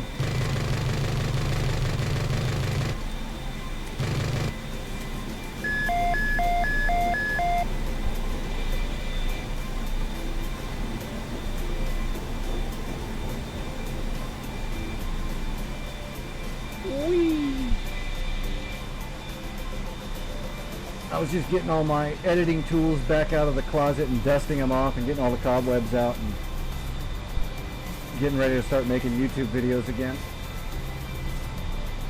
I'm going to do something different with YouTube videos this time because there's so many damn people that make video. Like, I've had multiple people telling me that I need to make how-to videos. The problem I see with that is there's already a lot of people that are much better and smarter pilots than me doing how-to videos. So what I'm going to do is I'm going to make how-to videos for beginners.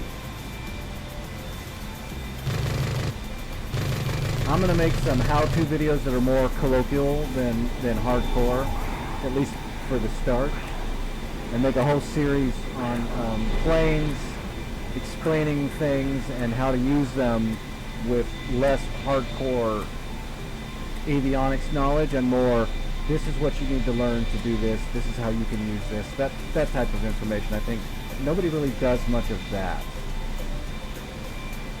A lot of people get lost in the weeds when it comes to DCS, so I think I'm going to make some how-to videos that are a lot easier and simpler for the layman to absorb the information better. Then I can make more advanced stuff later, but there's so many advanced videos already, I think there's no need for me to do anything like that. But I think making some good beginner videos, that would be a good thing.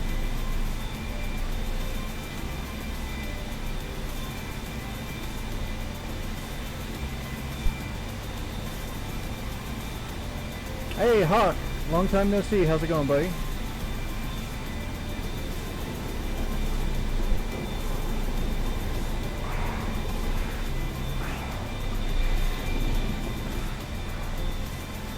Yep, have a good day, Dodo.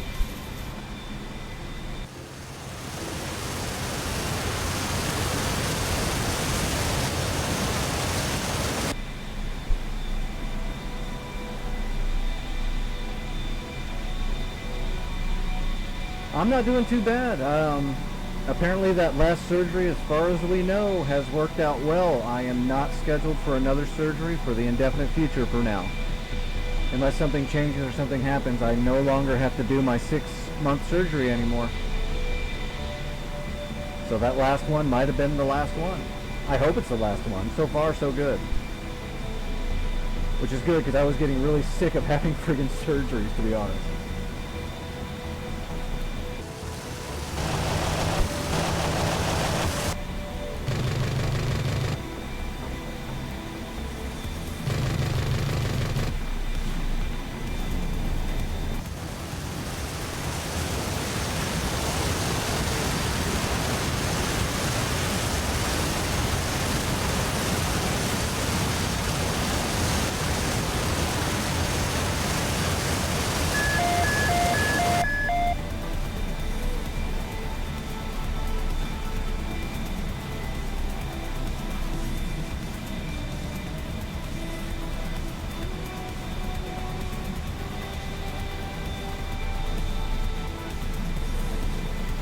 Good old Scooter.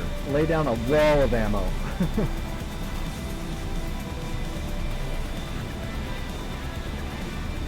You could definitely shoot down some very large planes with all these gun pods.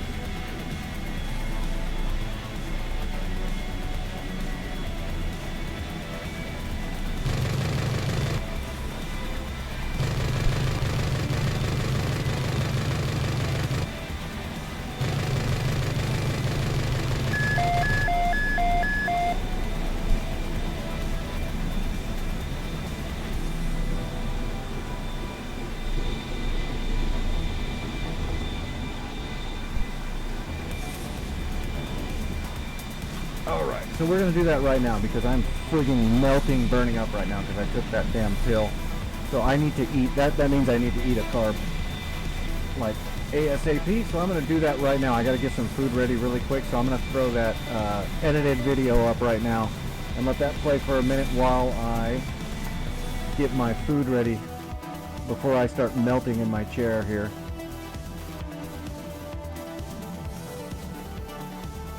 So we need to kill this music. Alright, I'll be right back.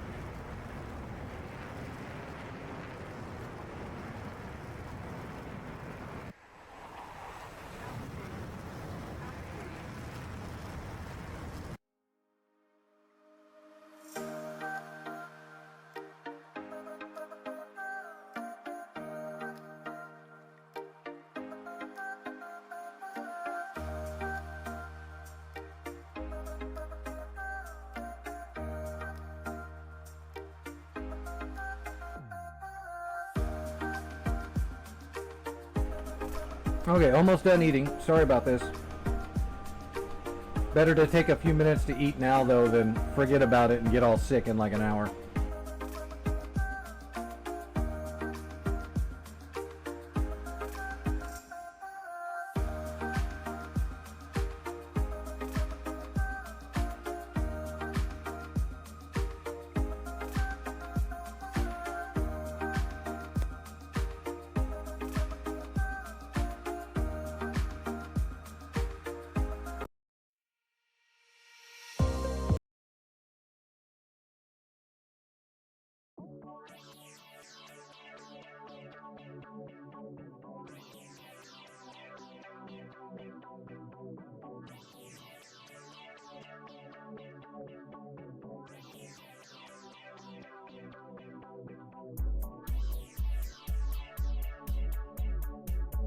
Okay.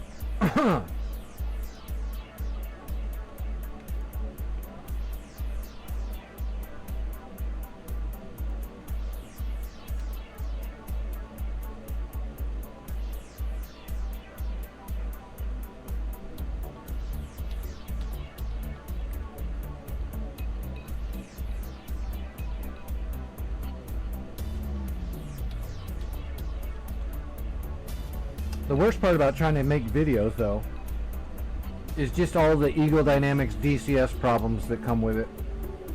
Like, I burnt like 5 hours just trying to shoot video because I'd shoot 35 or 40 minutes of video, and then the way you do that, you can't just film it. You got to do it inside DCS, and then you got to use the replay feature to bring the tracks back, so that way you can get better angles and all that stuff. But once you're in a replay track, you can't roll it backwards or anything. You can only go forwards. So if you want different angles of the same scene, basically, you have to watch it again and try to get it all like in single passes, get all your effects in and stuff, and then cut them up. And then the biggest problem is so far from what I've done, it's about 1 out of 4 replays actually work. So it'll either load the replay and it works, or it'll fail to load the replay, and then you basically just have to erase it, and it doesn't, all that footage is wasted. You lose it all. And the other problem is when it does load the replay, a lot of times it's not correct.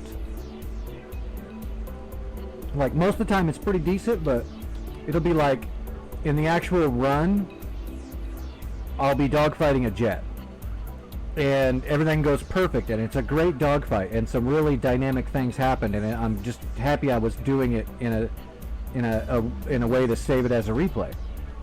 And then when I get out, I load the replay, and I'm like, oh my god, the replay's gonna load. We're gonna get some great shots of some cool shit here. And then when I get in there, everything looks good except the enemy jet's not there. Everything's in the replay except for that. Like, you can see it in the F10 map, but on the screen in front of you, it's not there, or it's in a completely different spot, because Eagle Dynamics' replay feature doesn't work properly.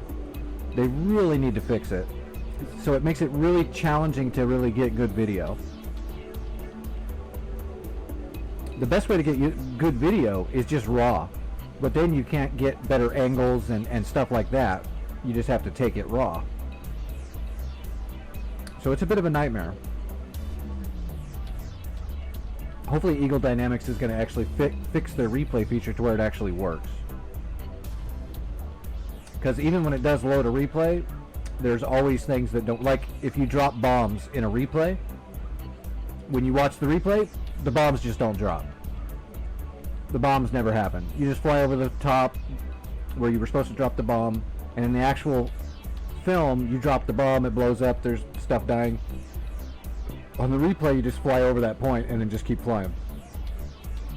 For some reason, the replay won't show any armament dropping. That shot where the MiG-23 or 20, it was either 23 or 27, I don't remember now. Might have been a 24, I don't know. But to get that shot with the AMRAAM and show the actual enemy getting hit, that was like an hour and a half of shooting the same scene over and over again to get the replay to finally actually work. So that's why it can be hard to get videos together, because I mean, you want them to look good, you know. So the replay feature is what really destroys the ability to get that done in any kind of period of time without just over and over redoing it. And even when, like I said, even when the replay works, it only works a little bit, and you don't have any features in the replay besides moving the camera around. If you could stop it, rewind it, move it forward like what you would expect, that would be amazing.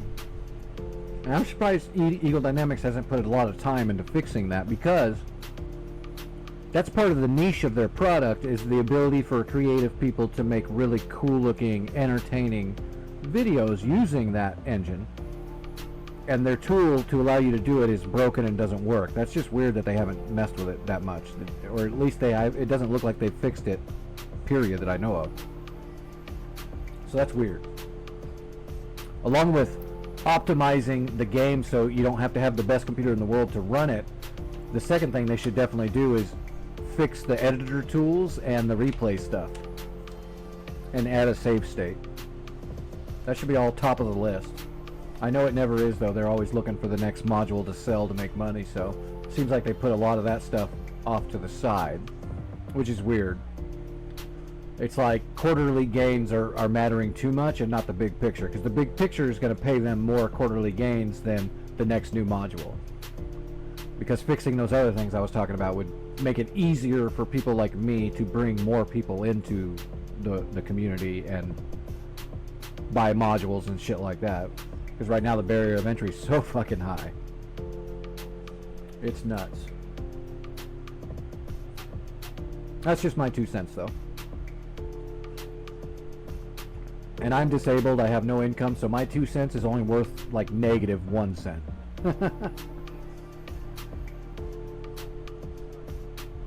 Alright, let's go fly around a bit.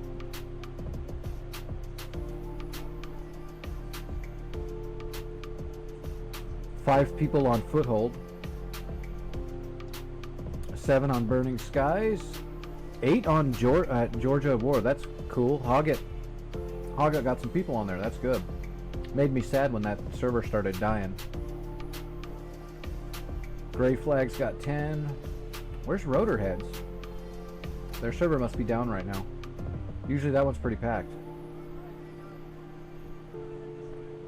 Yeah, I don't see Rotorheads on here at all. They must be down right now. Oh golly, let's just go on Burning Skies. You can fly just about everything there and have fun. Oh, and the first plane I'm doing a how-to on, a beginner's how-to, is going to be the beginner plane. I'm going to start at the start with a Sukhoi 25 T model Frogfoot, because that's the easiest barrier of entry. That's where everybody's going to get their initial start. And then I'll move into Flaming Cliffs aircraft.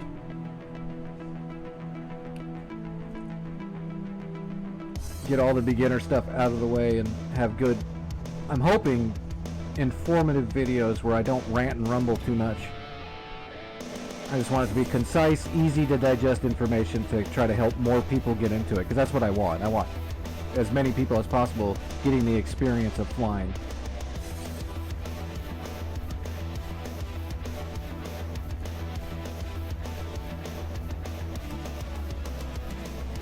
Sukhoi 25 T model Frogfoot, the one that everyone gets for free. I'm going to start right there. Try to make it an easy to digest information on how to start learning and handling the Frogfoot. After that, I'll start making videos on the Flaming Cliffs planes, one at a time.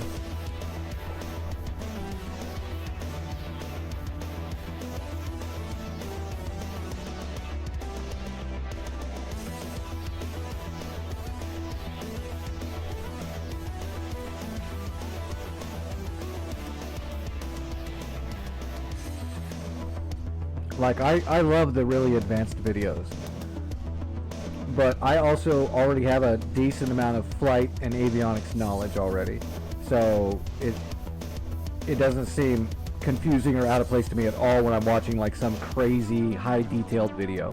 But I know for like a normal person that just wants to learn or learn to play or doesn't know that much about flight, if anything at all, most of those videos would be pretty hard for them, I imagine. And even if they watch it a few times, it would probably still be hard for them to put it into practice.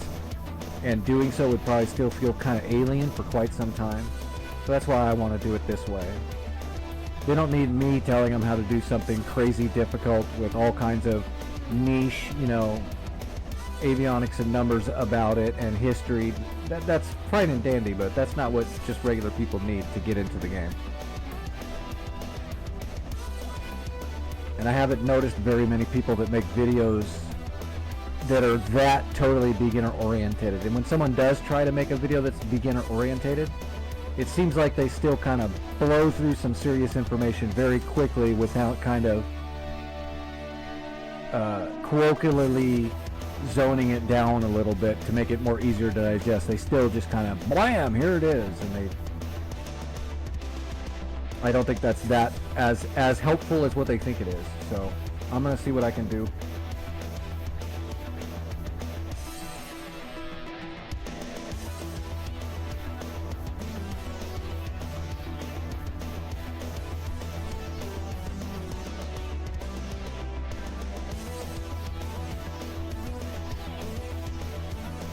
Oh, was Borshka bitching you out in the cockpit? Oh no, is Burning Skies bugged again? Where the war don't end, and when it does, it just restarts and everything's capped already?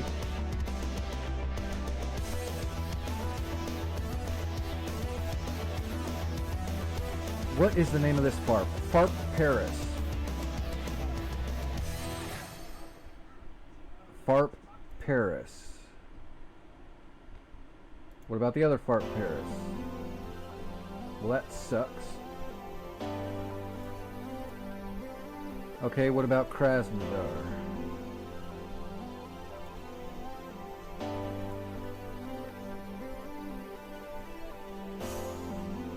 Okay, what do we have for dynamics?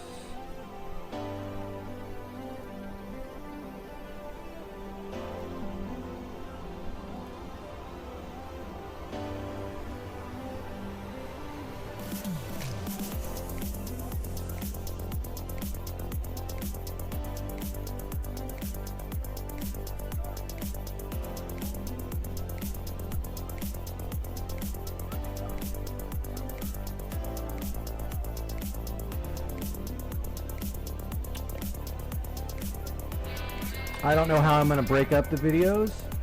I might make like the 25T model a series and see how that goes.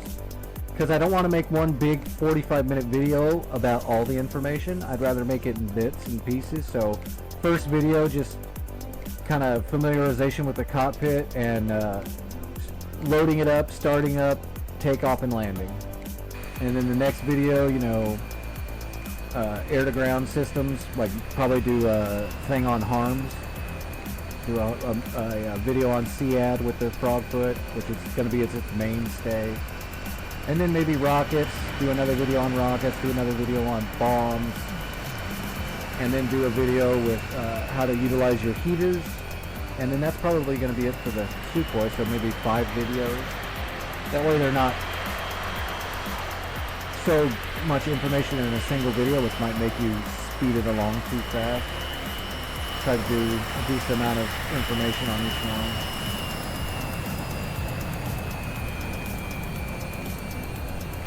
And try not to use weird terms that someone might not understand too much. Also, we'll see. Like I said, I'm just going to try it and see how the videos come out, and then get feedback on how people take it, and then go from there. Like I said, the hardest part's going to be getting the video footage because of Eagle Dynamics being a friggin' rump roast of shit.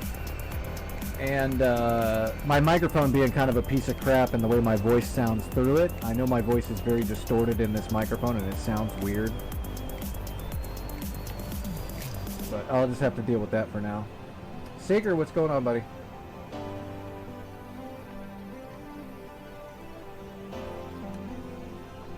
I am doing decent.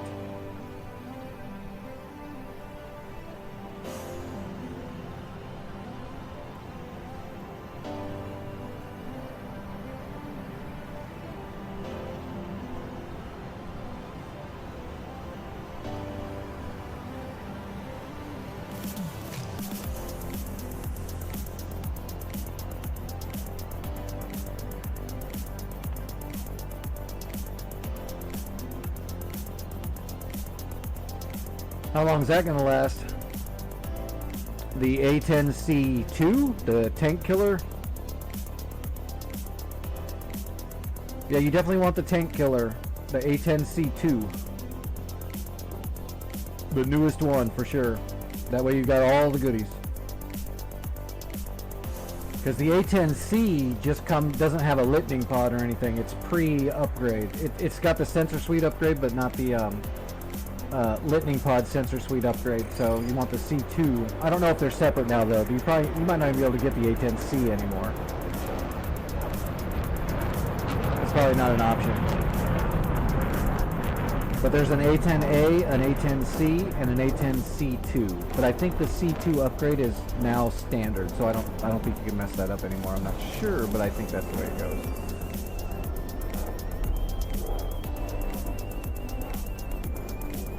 Chief, turn on the ground power.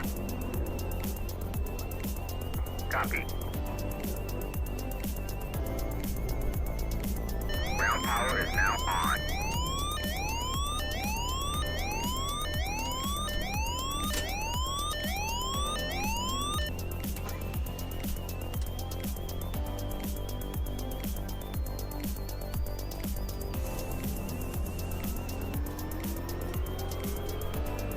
Well, because like back when it came out, the A10, and then they came out with the A10C, and then later on they upgraded it with all the full sensor suite, the newest upgrade that they did in '96, I want to say, or '95. I don't know. I'm a little messed. Actually, I don't know. That might not be a date that you're supposed to say. But then they did the upgrade on that and DCS later, so there's actually 3 different A10s.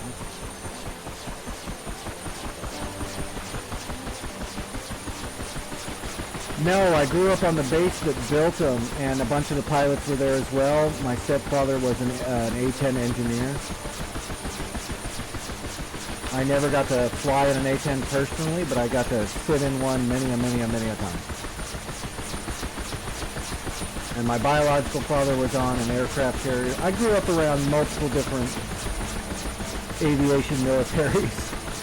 My biological dad's a Navy guy that was on an aircraft carrier, and my stepdad was a A-10 engineer and wing engineer.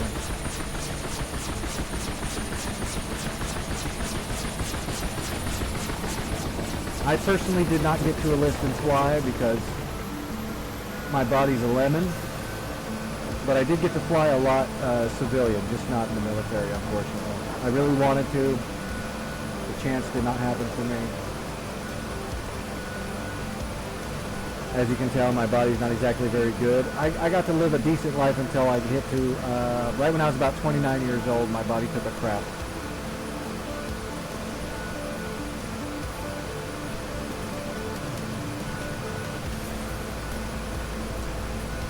So in the military's defense, they probably made the right decision, but at the same time, they might have made the wrong decision because, damn it, I'm a good pilot.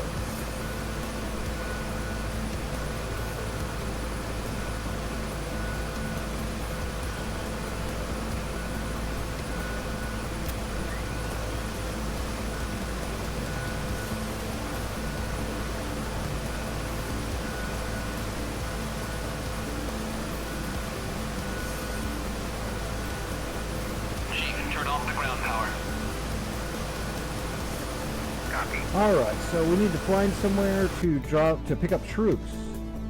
So I think we need to fly right over to here. If I can land here, I can pick up troops from there, and then we will fly them over here to Krimsk, and we will cap. That's going to be our mission.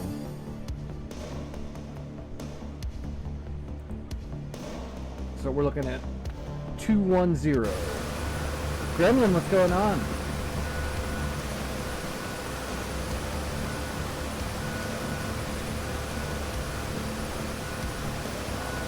Heading correct? No, not.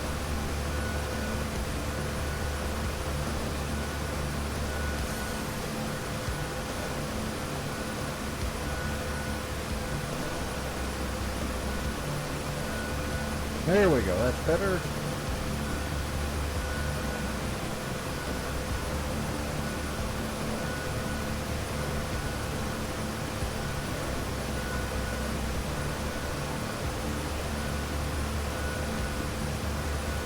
Alright, I think we're about ready to go.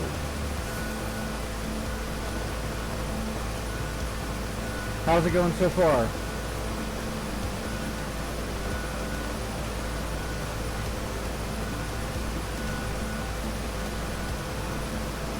Good. Always a bonus.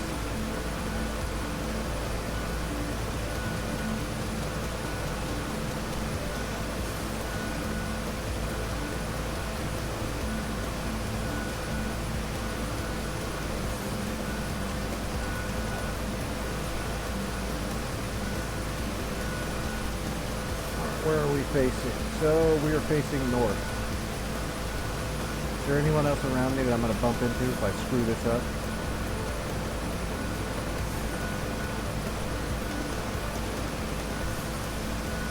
What's the music doing?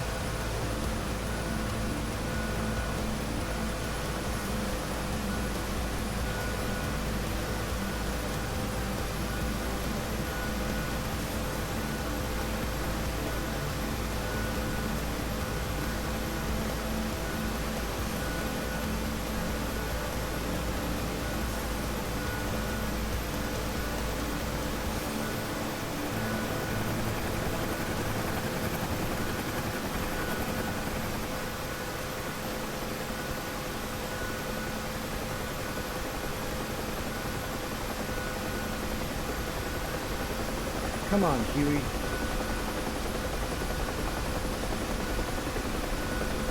Oh, that's weird. Yeah, that's really weird. Oh, do you have it? Do you have your music playing in like multiple different channels type thing? Like your microphone's in one channel, your game is in another channel, and your music's in another channel, and that kind of thing? Oh, okay, never mind. That's what it is then.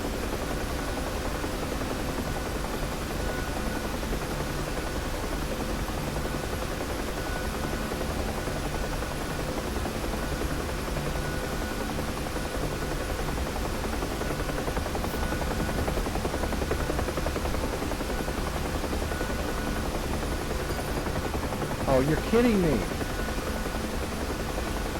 Burning skies, what are you doing to me?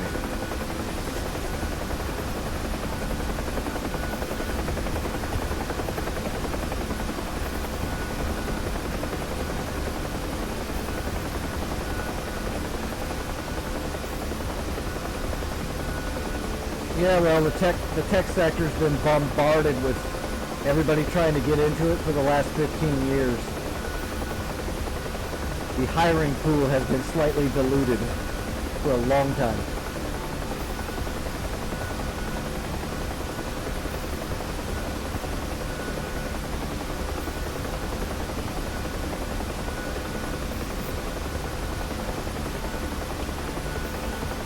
Yeah, I don't think I'm going to make it all the way to the farm in 4 minutes.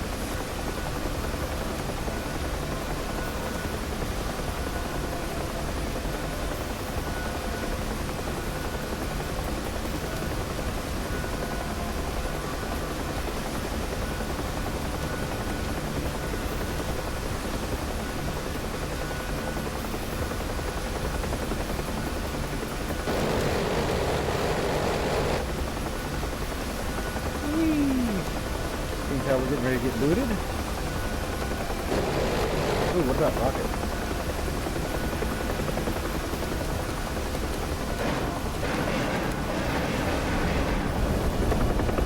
Oh, don't fly through the wash. Huey's already got enough trouble flying.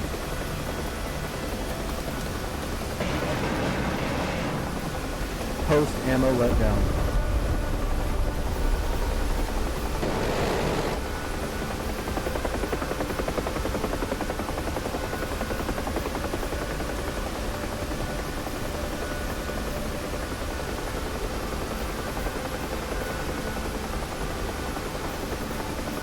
Nope. Mission's completed. We won.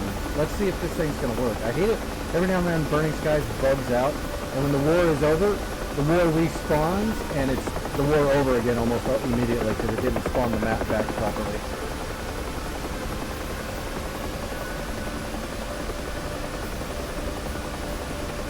I need to disconnect before I get the boot, because I don't want to get stuck in limbo.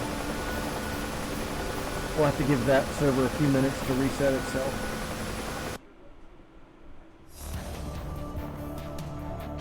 Oh, let's go into one of the training servers just for a quick minute.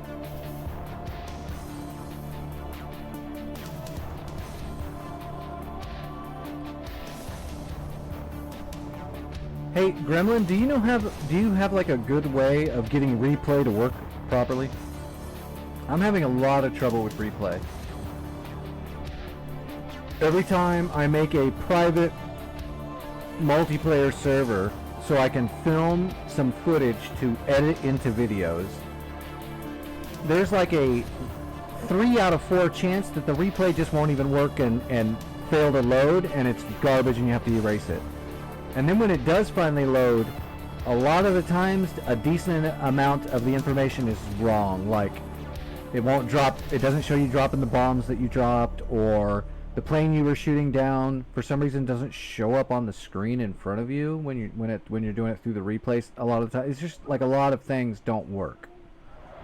I didn't know if there's something I'm doing wrong, or if there's some kind of fix, or if that's just Eagle Dynamics has never fixed replays and you just got to deal with it. I'm hoping you have good info for me.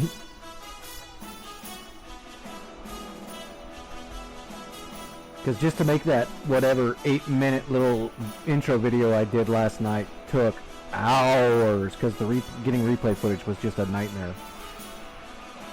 So much time.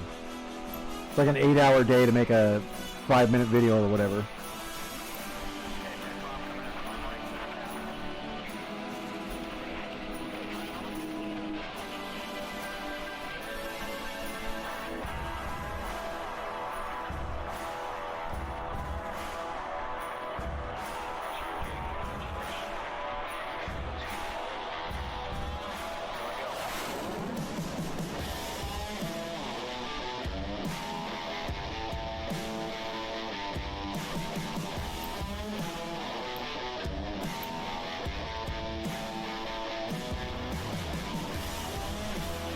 Dang it.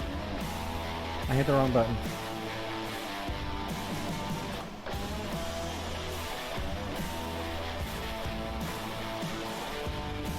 Alright, what do I want to just practice? Alright, let's see what we can do on the training server. Let's see what they have for the old series. Farp Hoggy. Where the frig is Farp Hoggy?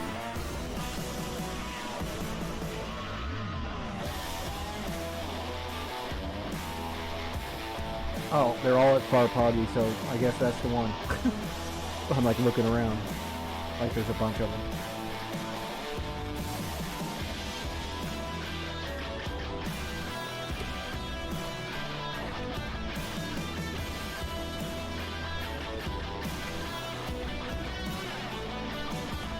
Why does my thing look weird? No, it's not bad.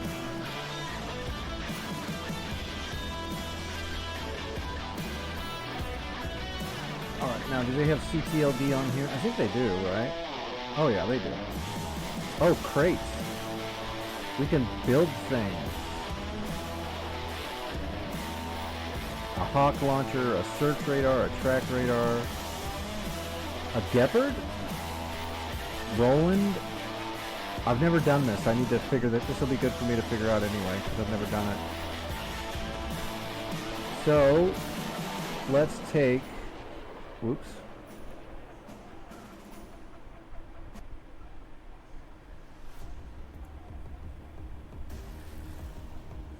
Okay, I'm not current. To pick up a crate, hover for 5 seconds above the crate. Oh, do you have to sling load it? Can you not just take it? Oh no, I don't want to do a sling load tonight. I did that the other night. And my arm got so tired from doing sling loads with gunner. I don't want to do that right tonight.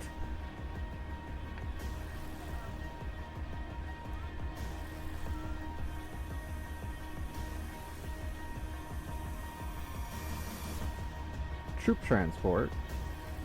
Base building. Fob crate small. That's interesting. CTLD commands. Unpack crate. Okay. AA crates.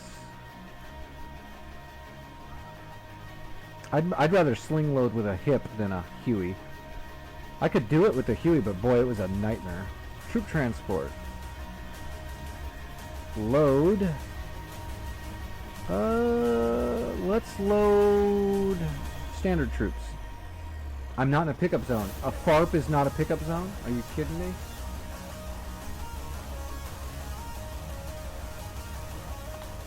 Where's the pickup zone? Probably that green smoke is the pickup zone. Okay. Let's just get a loadout. We'll just grab a door gunner.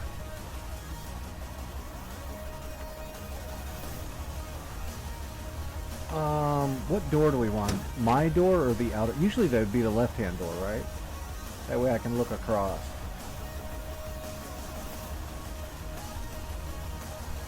So let's do... This would be the left-hand door?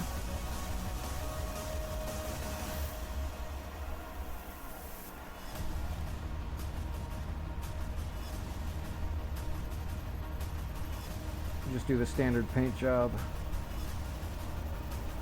Make Request sure that's the rearming. correct gunner. Copy.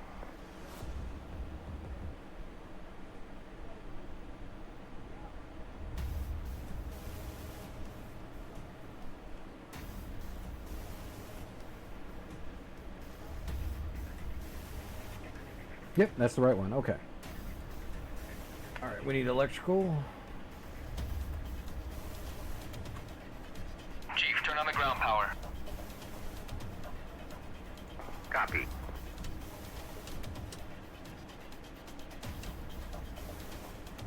Rearming complete. Turn it on. Ground power is now on.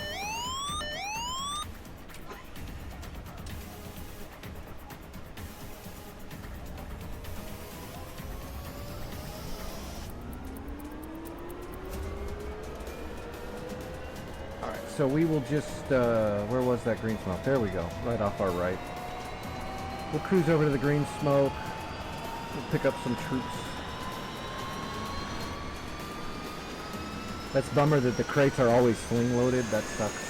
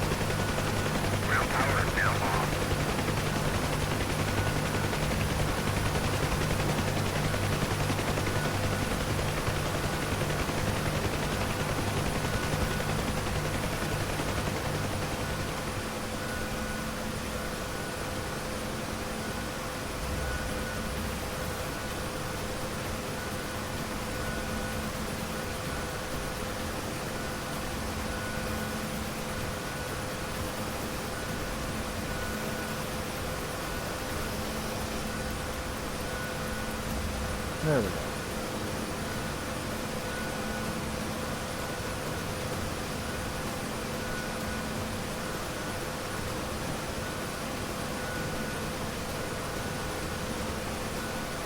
Alright, I think we're about good.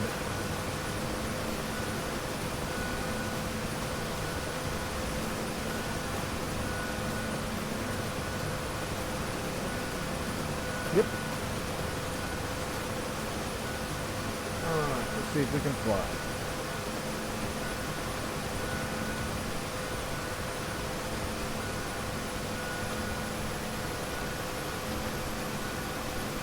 Whoa! I forgot I'm super light.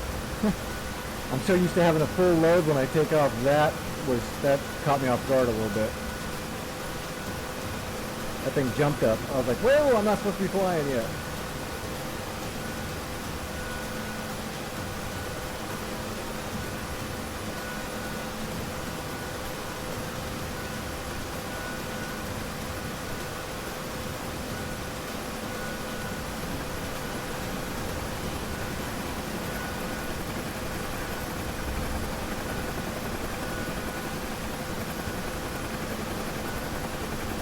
We don't have very far to go, so we're just going to stay in a ground hover. I need practice on ground hover anyway. We'll just cruise on over to the green smoke. Take her nice and easy.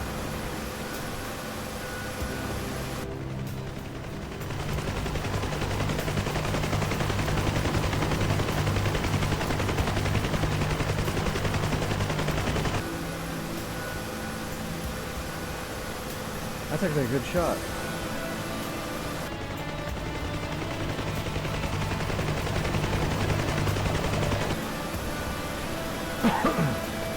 I wish my desk was bigger so that my keyboard wasn't sitting way far away from me. I have to reach off of my hotess controls and way across like the front of me to get to it. But that's not that big of a deal. Everybody wishes for a lot of things. I wish for disability. I wish for a good lawyer to actually get me my disability that was promised to me 12 years ago. That's what I need. That's my wish.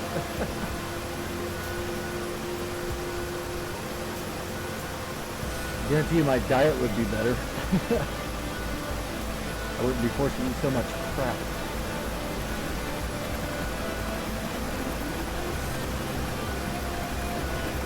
Ooh, slow down, Huey. We're going to start getting transitional lift if we go any faster.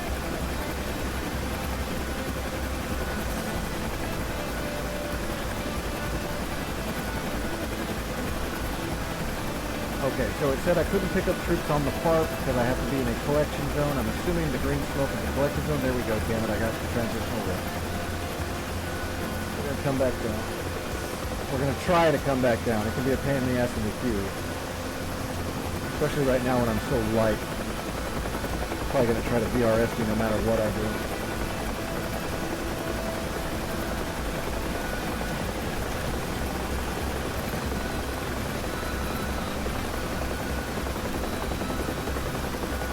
That wasn't too bad. That wasn't too bad. I was expecting a little worse. Or maybe I'm just getting more comfortable with the Huey. That's probably most of it.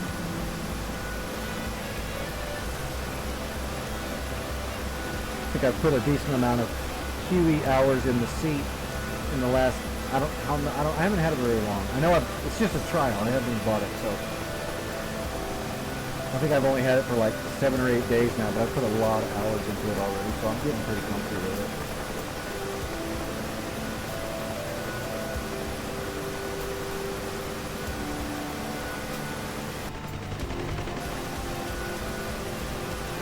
Alright, we should be close to the green smoke. Let's go ahead and get into a full hover here, and let's come on down. Nice and light. There we go. Alright, so now, oops, wrong button. Alright, we should be able to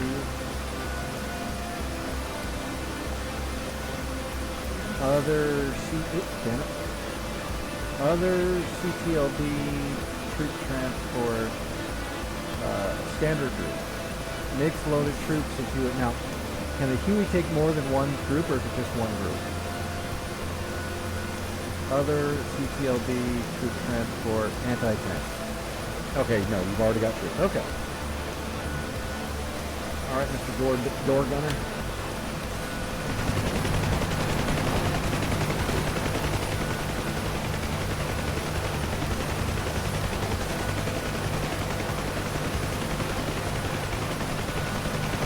Where are we going to drop these guys off at? I guess, well, here we go. There's a bunch of shit here. Let's drop off these troops over here somewhere. Oh, let's go ahead and get a good reference here.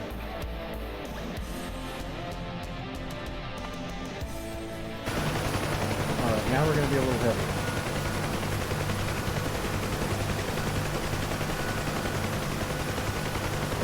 A little bit.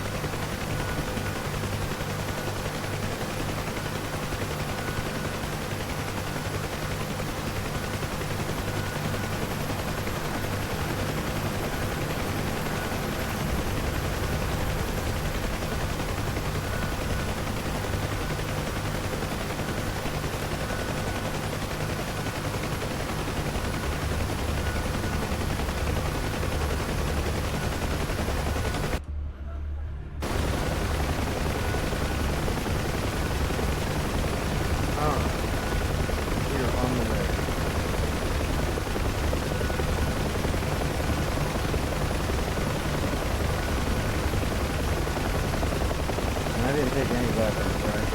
I didn't bring anything. Just the door.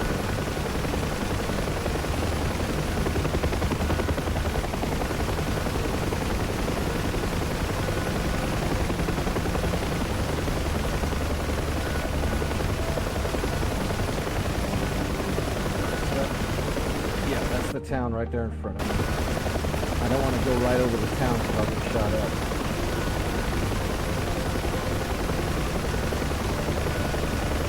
We don't want to get shot at until we get the troops out of the cabin.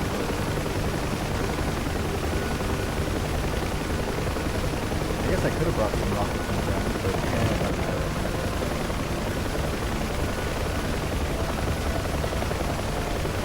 We're here to deliver the troops. And there's a lot of power lines down here.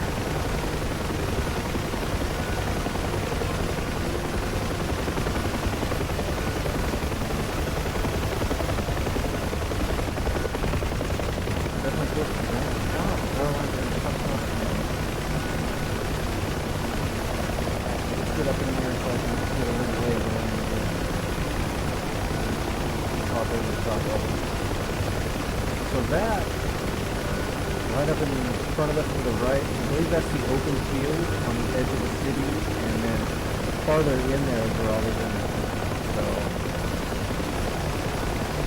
we're going to want to come into the field and land somewhere over there. Come over the top of these power lines and then start throttling back and then stick around.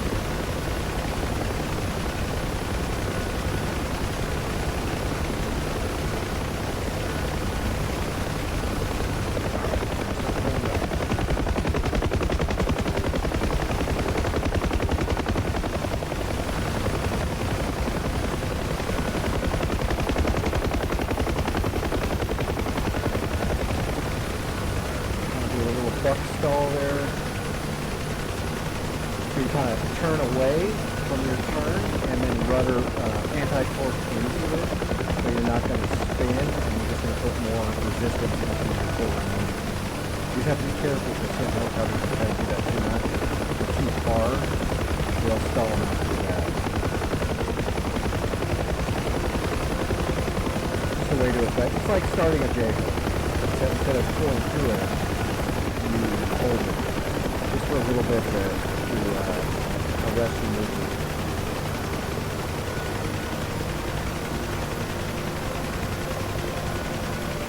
Alright, we're getting close to ground. See, now we should already have ground effect right here, to be honest, but for some reason in BTS you don't really get ground effect until you're like 2 feet off of it. The cushion is so low altitude in this game. Here we go. Settle down nice and light. Got way nobody tells the commander that you suck.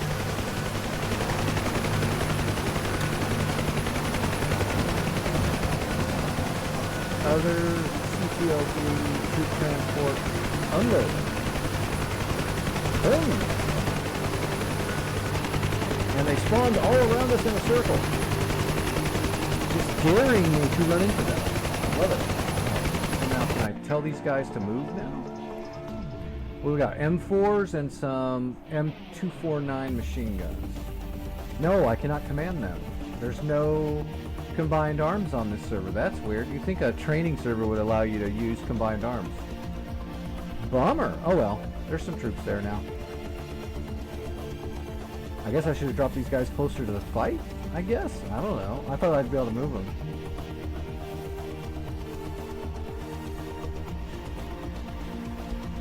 Is there...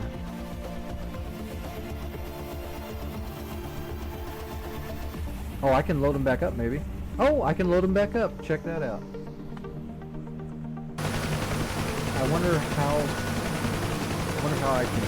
I'm not sure that one out without using any scripts like that.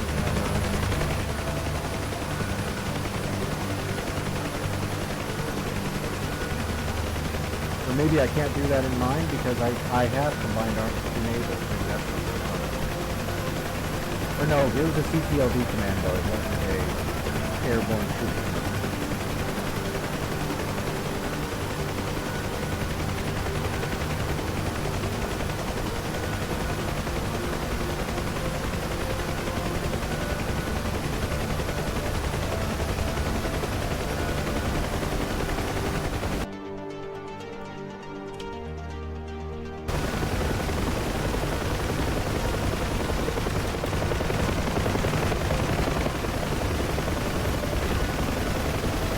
Bad when you have troops loaded, you can't open the doors and it just gives you a couple of troops in the doors that can shoot their guns out the doors while they're loaded. I know that would be cool, and I know it's something that can be done, but I know it's not a module, so it's probably not in their purview really, unfortunately. That would be great.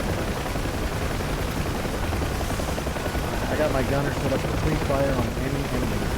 We get close to these guys. The only problem is there's a bunch of BRT, BCRs there. And if I get too close, there's BRTs going to let me out. So let's see if we can get close enough with our door gunner to let him shoot at those troops in the trees and maybe I can land them and get our troops into the battle.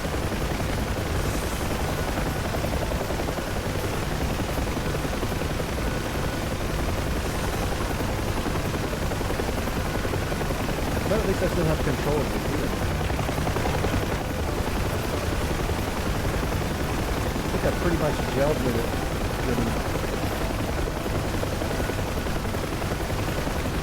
I'm sure if I fly it for long enough, I'll be able to get pretty crazy with it.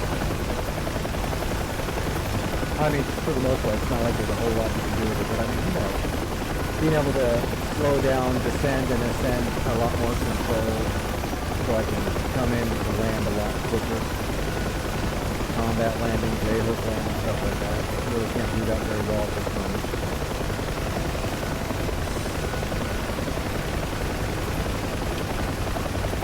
Alright, they're right up here.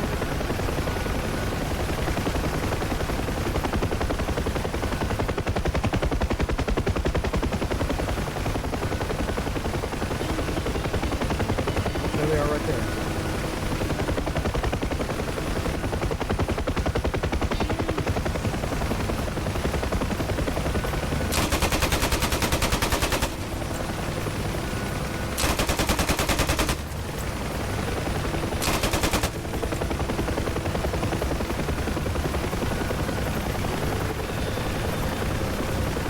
Good approach though.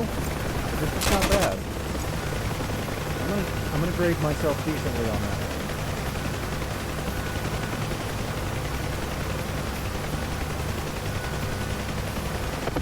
Whoa, whoa, whoa, whoa, whoa, whoa. I don't know what that was. Okay. Alright boys, get out.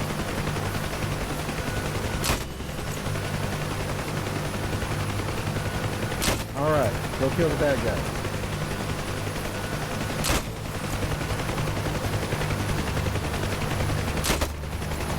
Are they just standing there? They are, they're just standing there. Wait, one of them is looking. Oh, they're shooting. Oh, that guy just shot a friggin', I'm not sure what that was. Is that a Laws rocket? It looks like a Laws rocket almost. Yeah, that does look like a Laws. That's awesome. There's the M249 going on. Sweet. Alright. Let's take off and give these guys some cover fire here.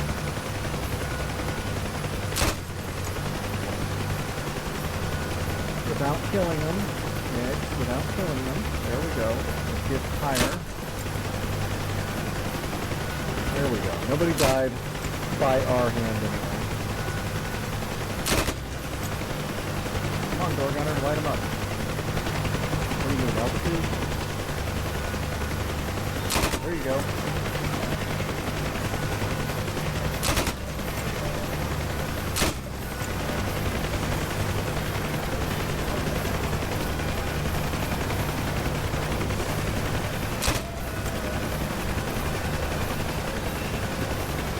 I'll give you another angle, buddy. Light them up.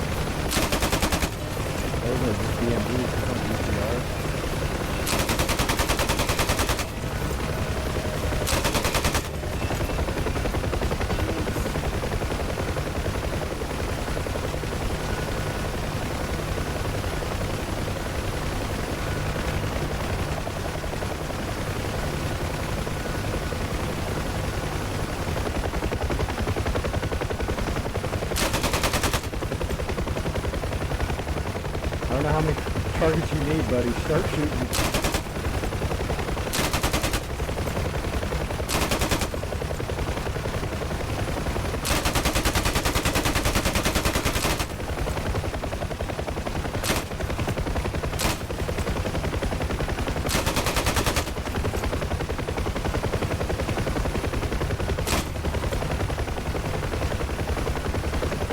Hey, my troops are still all alive.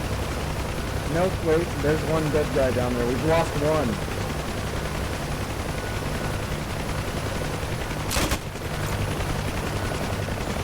There you go, Herman.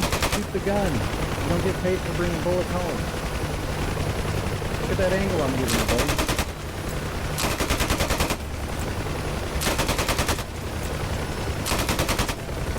How much side sliding can I do? There you go. Shoot, shoot, shoot!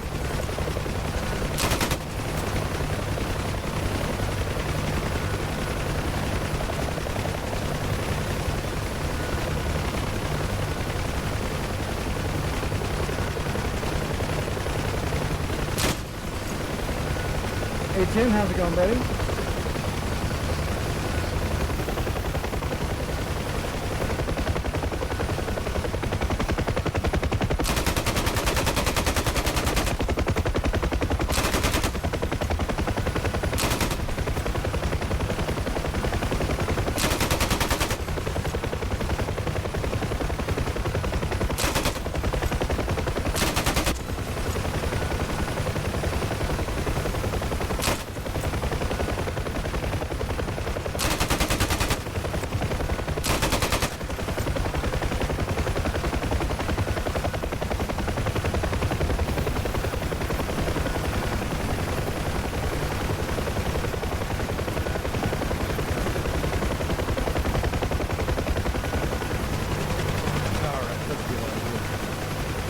Burning Sky should be back up. We'll jump back onto the war server and see how the war, see if the war reset properly. we can get a fresh war. I think I'm pretty good with the Huey. I don't think I need much more practice besides just normal practice when flying it. I think I've got it pretty much covered.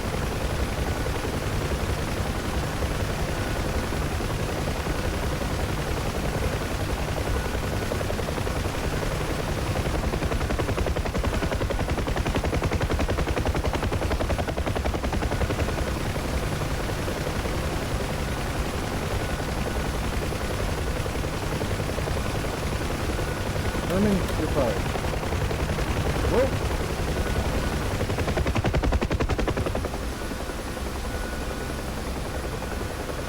That was close. Almost made a slight boo-boo. Mistakes were almost made.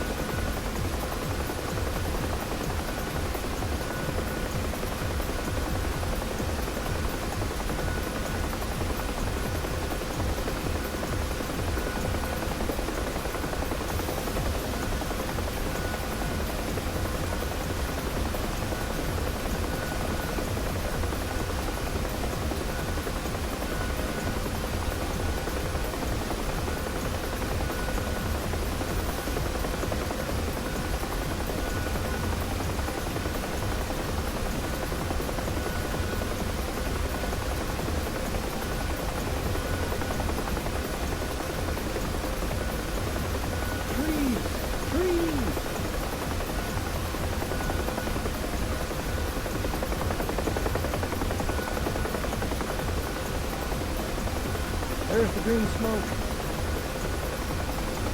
I don't think that green smoke was the fart, but it should be really close to the fart.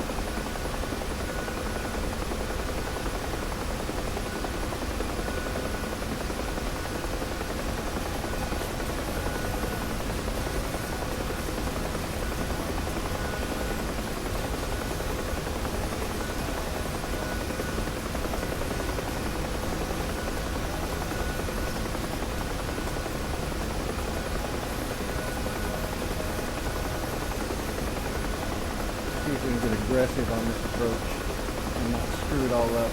I'm not going to land at the park because if there's other people practicing, I don't want to get in their way, but I'm going to see if I can get an aggressive landing at this transport point, unless I see somebody there.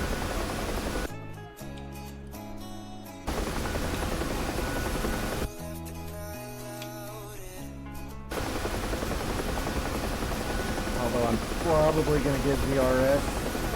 I haven't really done very aggressive landings yet with this thing. I'm not quite that far yet, but it's worth a shot. Let's see what happens.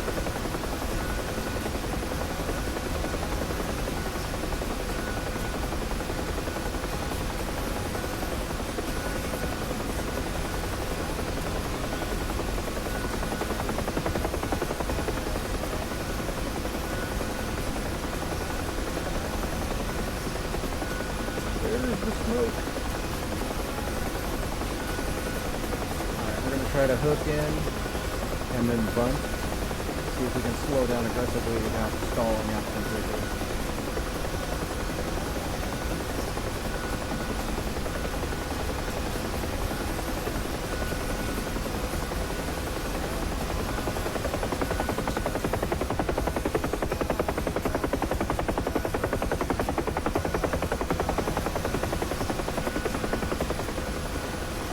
We did not bunt hard enough. It's okay though, I didn't stall it out at least. I didn't stall it out, so it was a good bunt. It's just I couldn't hold it as long as I wanted to. I gotta do that a little bit more. Ooh. That didn't work. Alright, let's go on to Burning Skies.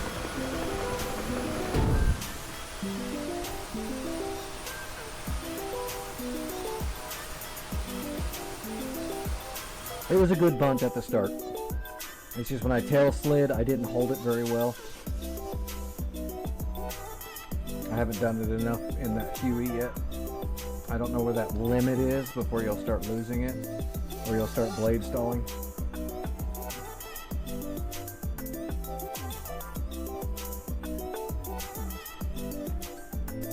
So I let it go a little bit too early and didn't hold it hard enough. So we started gaining altitude and spinning, continuing with the turn instead of tail sliding.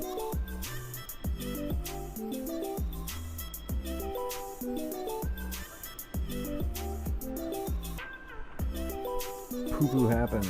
All right, let's see. 1:30 in the morning, I need to take this med.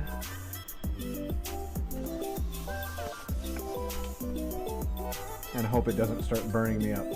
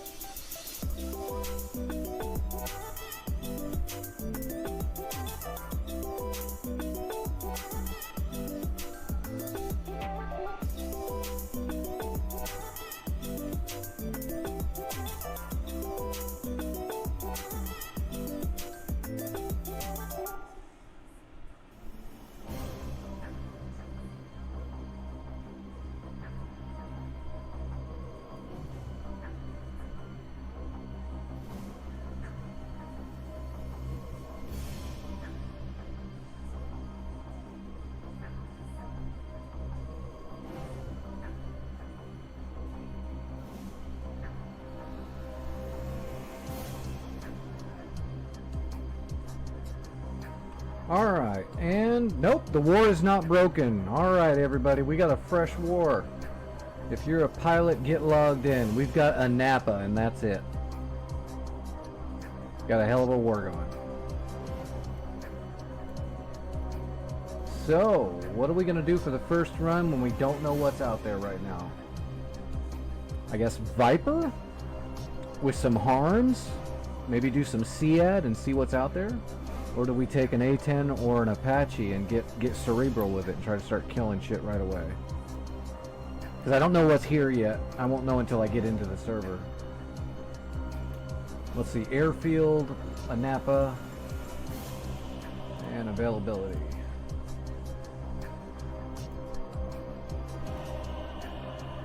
Oh, we can grab an F-16 hot.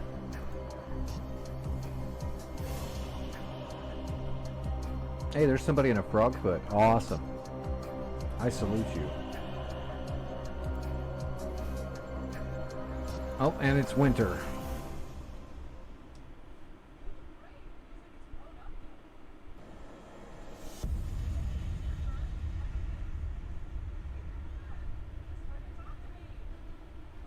So we're gonna go. Yeah, let's do a SEAD run. Let's do harms. We'll take harms and a few AMRAMs.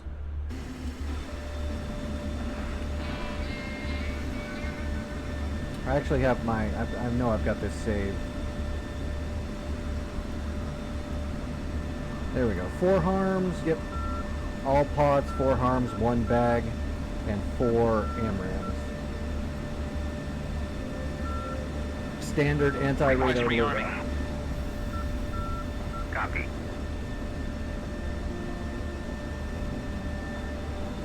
We don't need those. That's good. We did not take an ECM pod.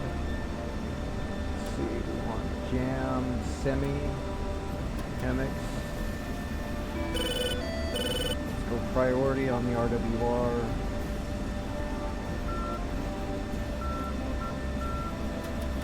Belly tank selected.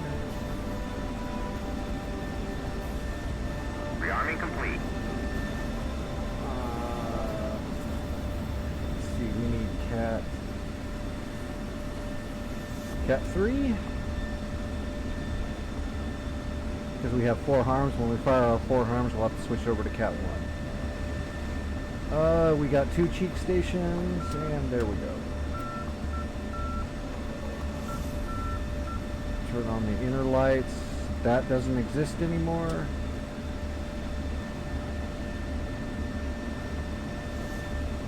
All right, that's it. We should be good to go. Wait, turn that crap off. It's the middle of the day. We don't need taxi lights. Now, where am I? Oh, runway's right to our right. Awesome. We're already there.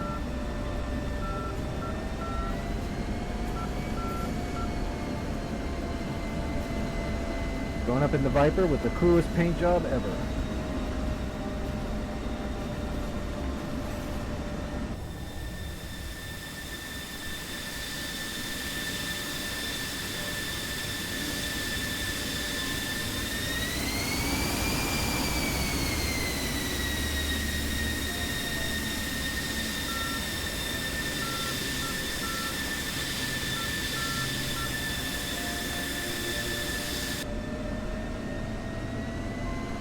I didn't even look at the AWACS map to see if we got a bunch of shit around us. Oh yes, we've got shit everywhere. Alright, we got targets.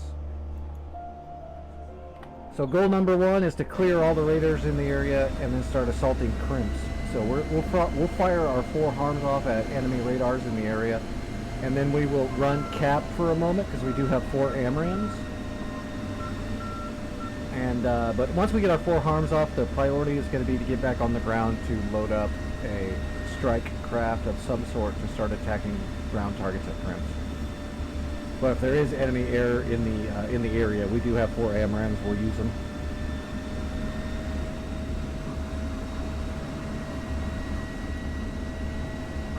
I don't have SRS turned on, so I'm just going to use my AWACS map to make sure there's nobody in the way or there's no air traffic. But we're good to go. We can take the active.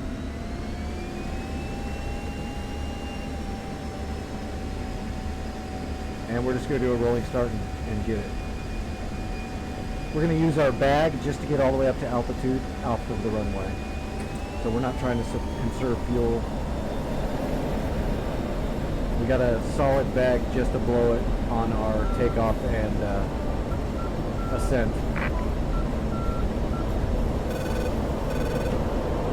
So we will level off right here and gain speed. And once we clear the airfield, we will do an unrestricted climb, spiraling up to about 25,000 feet.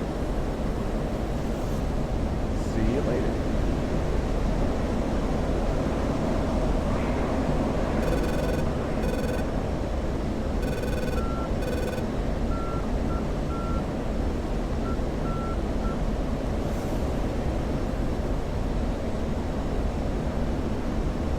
Watching our bag, and we are sucking fuel out of that baby quick.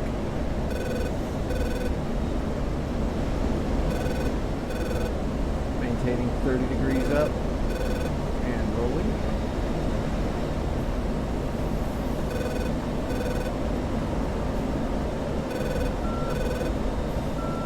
I wonder what the cloud layer, the upper cloud layer, I wonder what it's at today. It doesn't look real high. That might be like maybe 20,000 feet. It's pretty low for an upper cloud layer. That means if you get up to 30,000 feet today, it's going to look like you're way, way high.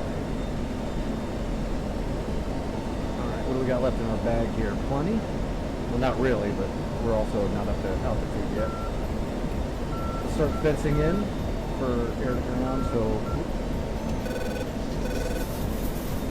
master arm on, air to ground, power up the harms, HSE on, and turn on the hats.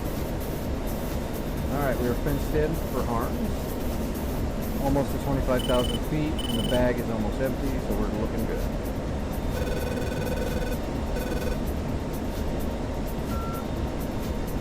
Alright. We are off burner and leveling off. And we're going to get rid of the bag. Boy, that wind is a little rough. There's a decent crosswind. Alright. SJ, there's the bag, and dump it. Bag's away.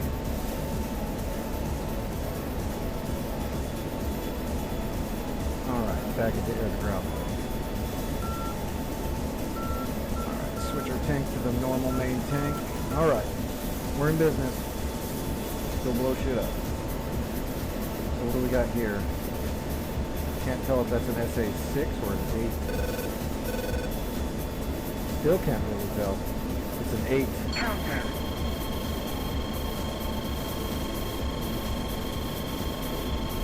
I'm assuming it's enemy because we don't have... Yeah, it's an enemy. Oh no, there's jets out here too. We're gonna have to... There's a dog ear there too. Let's get these things off. I don't have PGM-2 yet though. I'm gonna offset until I can get a better PGM. Still offsetting. PGM-2, got it. Magnum? Next target, PGM-2 already, Magnum. There's the Tor, PGM-2, Magnum. There's one more dog ear out there pretty far, and I do have a PGM-2 on it as well, so Magnum. Okay, 4 harms away. Switching over to Cat 1, air-to-air mode. There's a bad guy right there.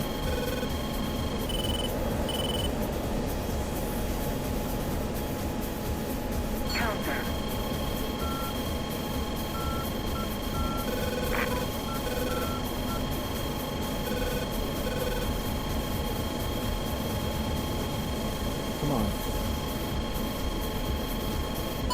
Shit.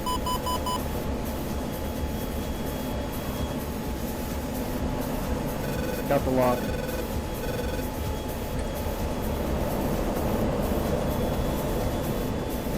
Box 3, we're defensive.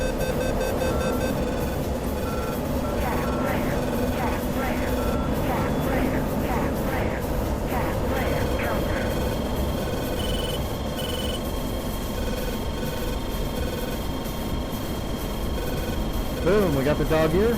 That's an enemy track radar that tracks planes for their SAMs to shoot at, so that's really good. We want to kill that. There we go, we got an OSA. That is another SAM.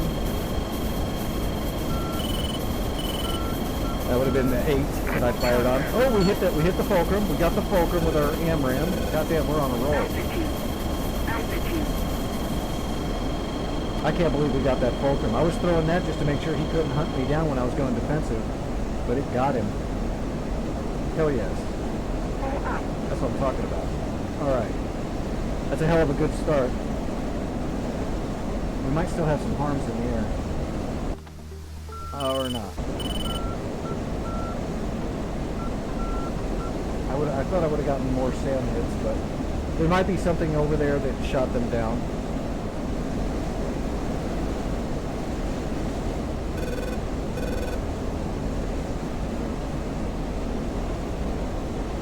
Nope, there we go. There's the Tor.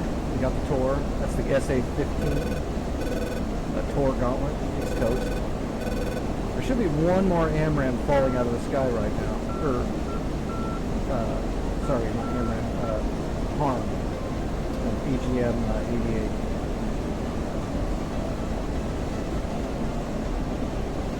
Pretty sure I fired one other one at a different target, so it might have got shot down. It might have actually been the one that was next to the Tor. So the Tor might have shot down the harm that was going after that radar and didn't protect itself. Oh, we're clean now. Hell yeah. Oh wait. There's 2 frogfoots over there. We can probably go kill those frogfoots while we're here. Pump out the 40, get our antenna up a little bit. What's our fuel looking like? We're fine. There's a Napa right there. I'm just going to illegally fly across the... Well, no, we're high enough. Yeah, we're at 5,000 feet. We're fine. We're not illegal. We're above the stack. Alright, so... There's the frogfoots right there. Speak of the devil.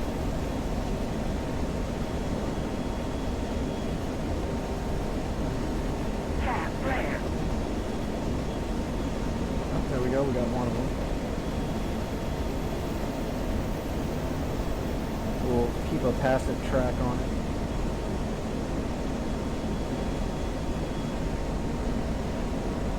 Somebody else is already angling on it, looks like. No, maybe not.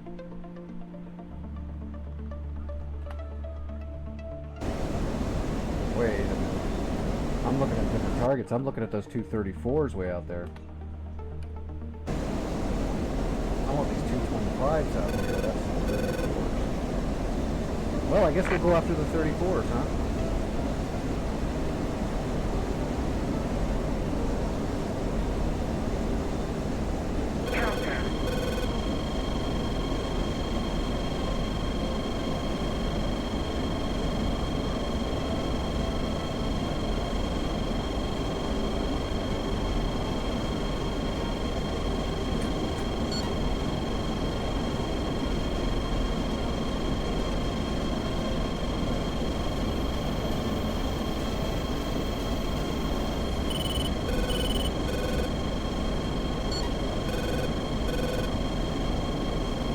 There's the truck to the left now.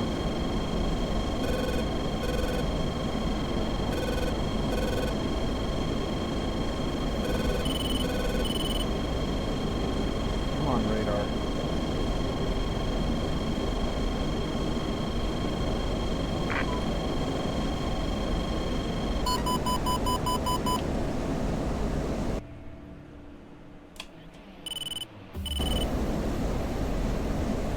Gotcha.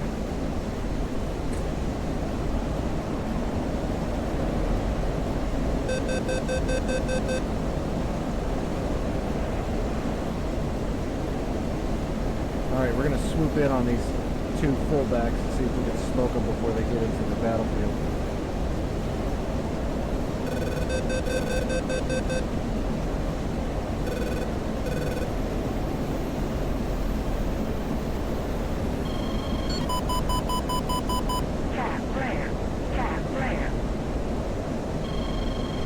And there they are.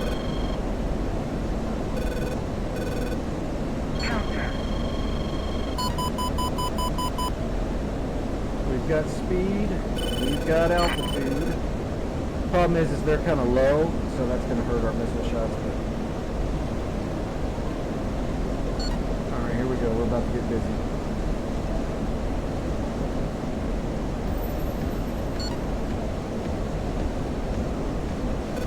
Box 3.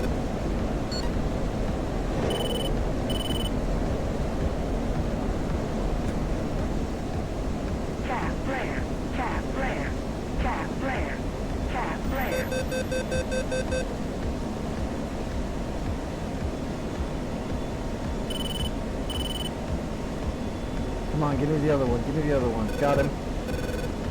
Give me the other one. I'm right on you, buddy. I really need a good track on him.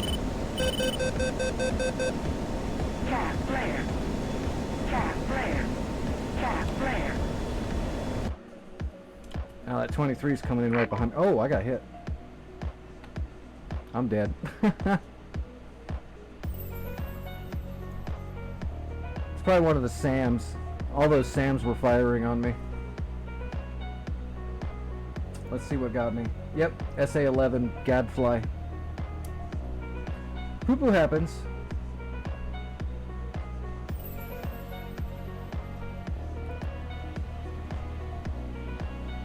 That was a good run though. Took out a bunch of radars and shot down some planes.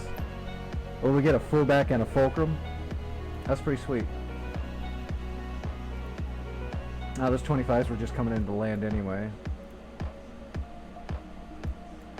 A couple of fitters. Hey, there's a flogger. Cool.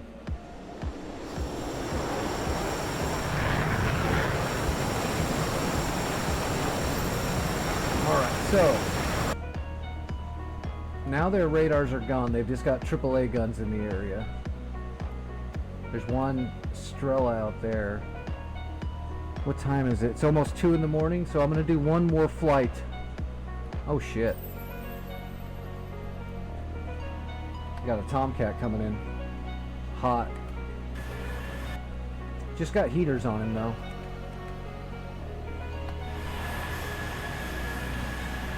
What do we want to assault Krimsk with? We need to try to take out these ground targets. We really need to take out these 2 radars right here. That would be great. These are big, big command radars.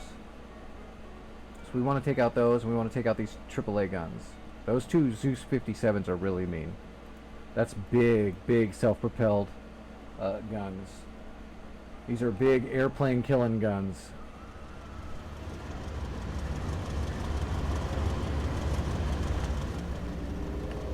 How far away is Krimsk from Anapa? It's not very far, right? 50 miles? 25 miles. That's so close.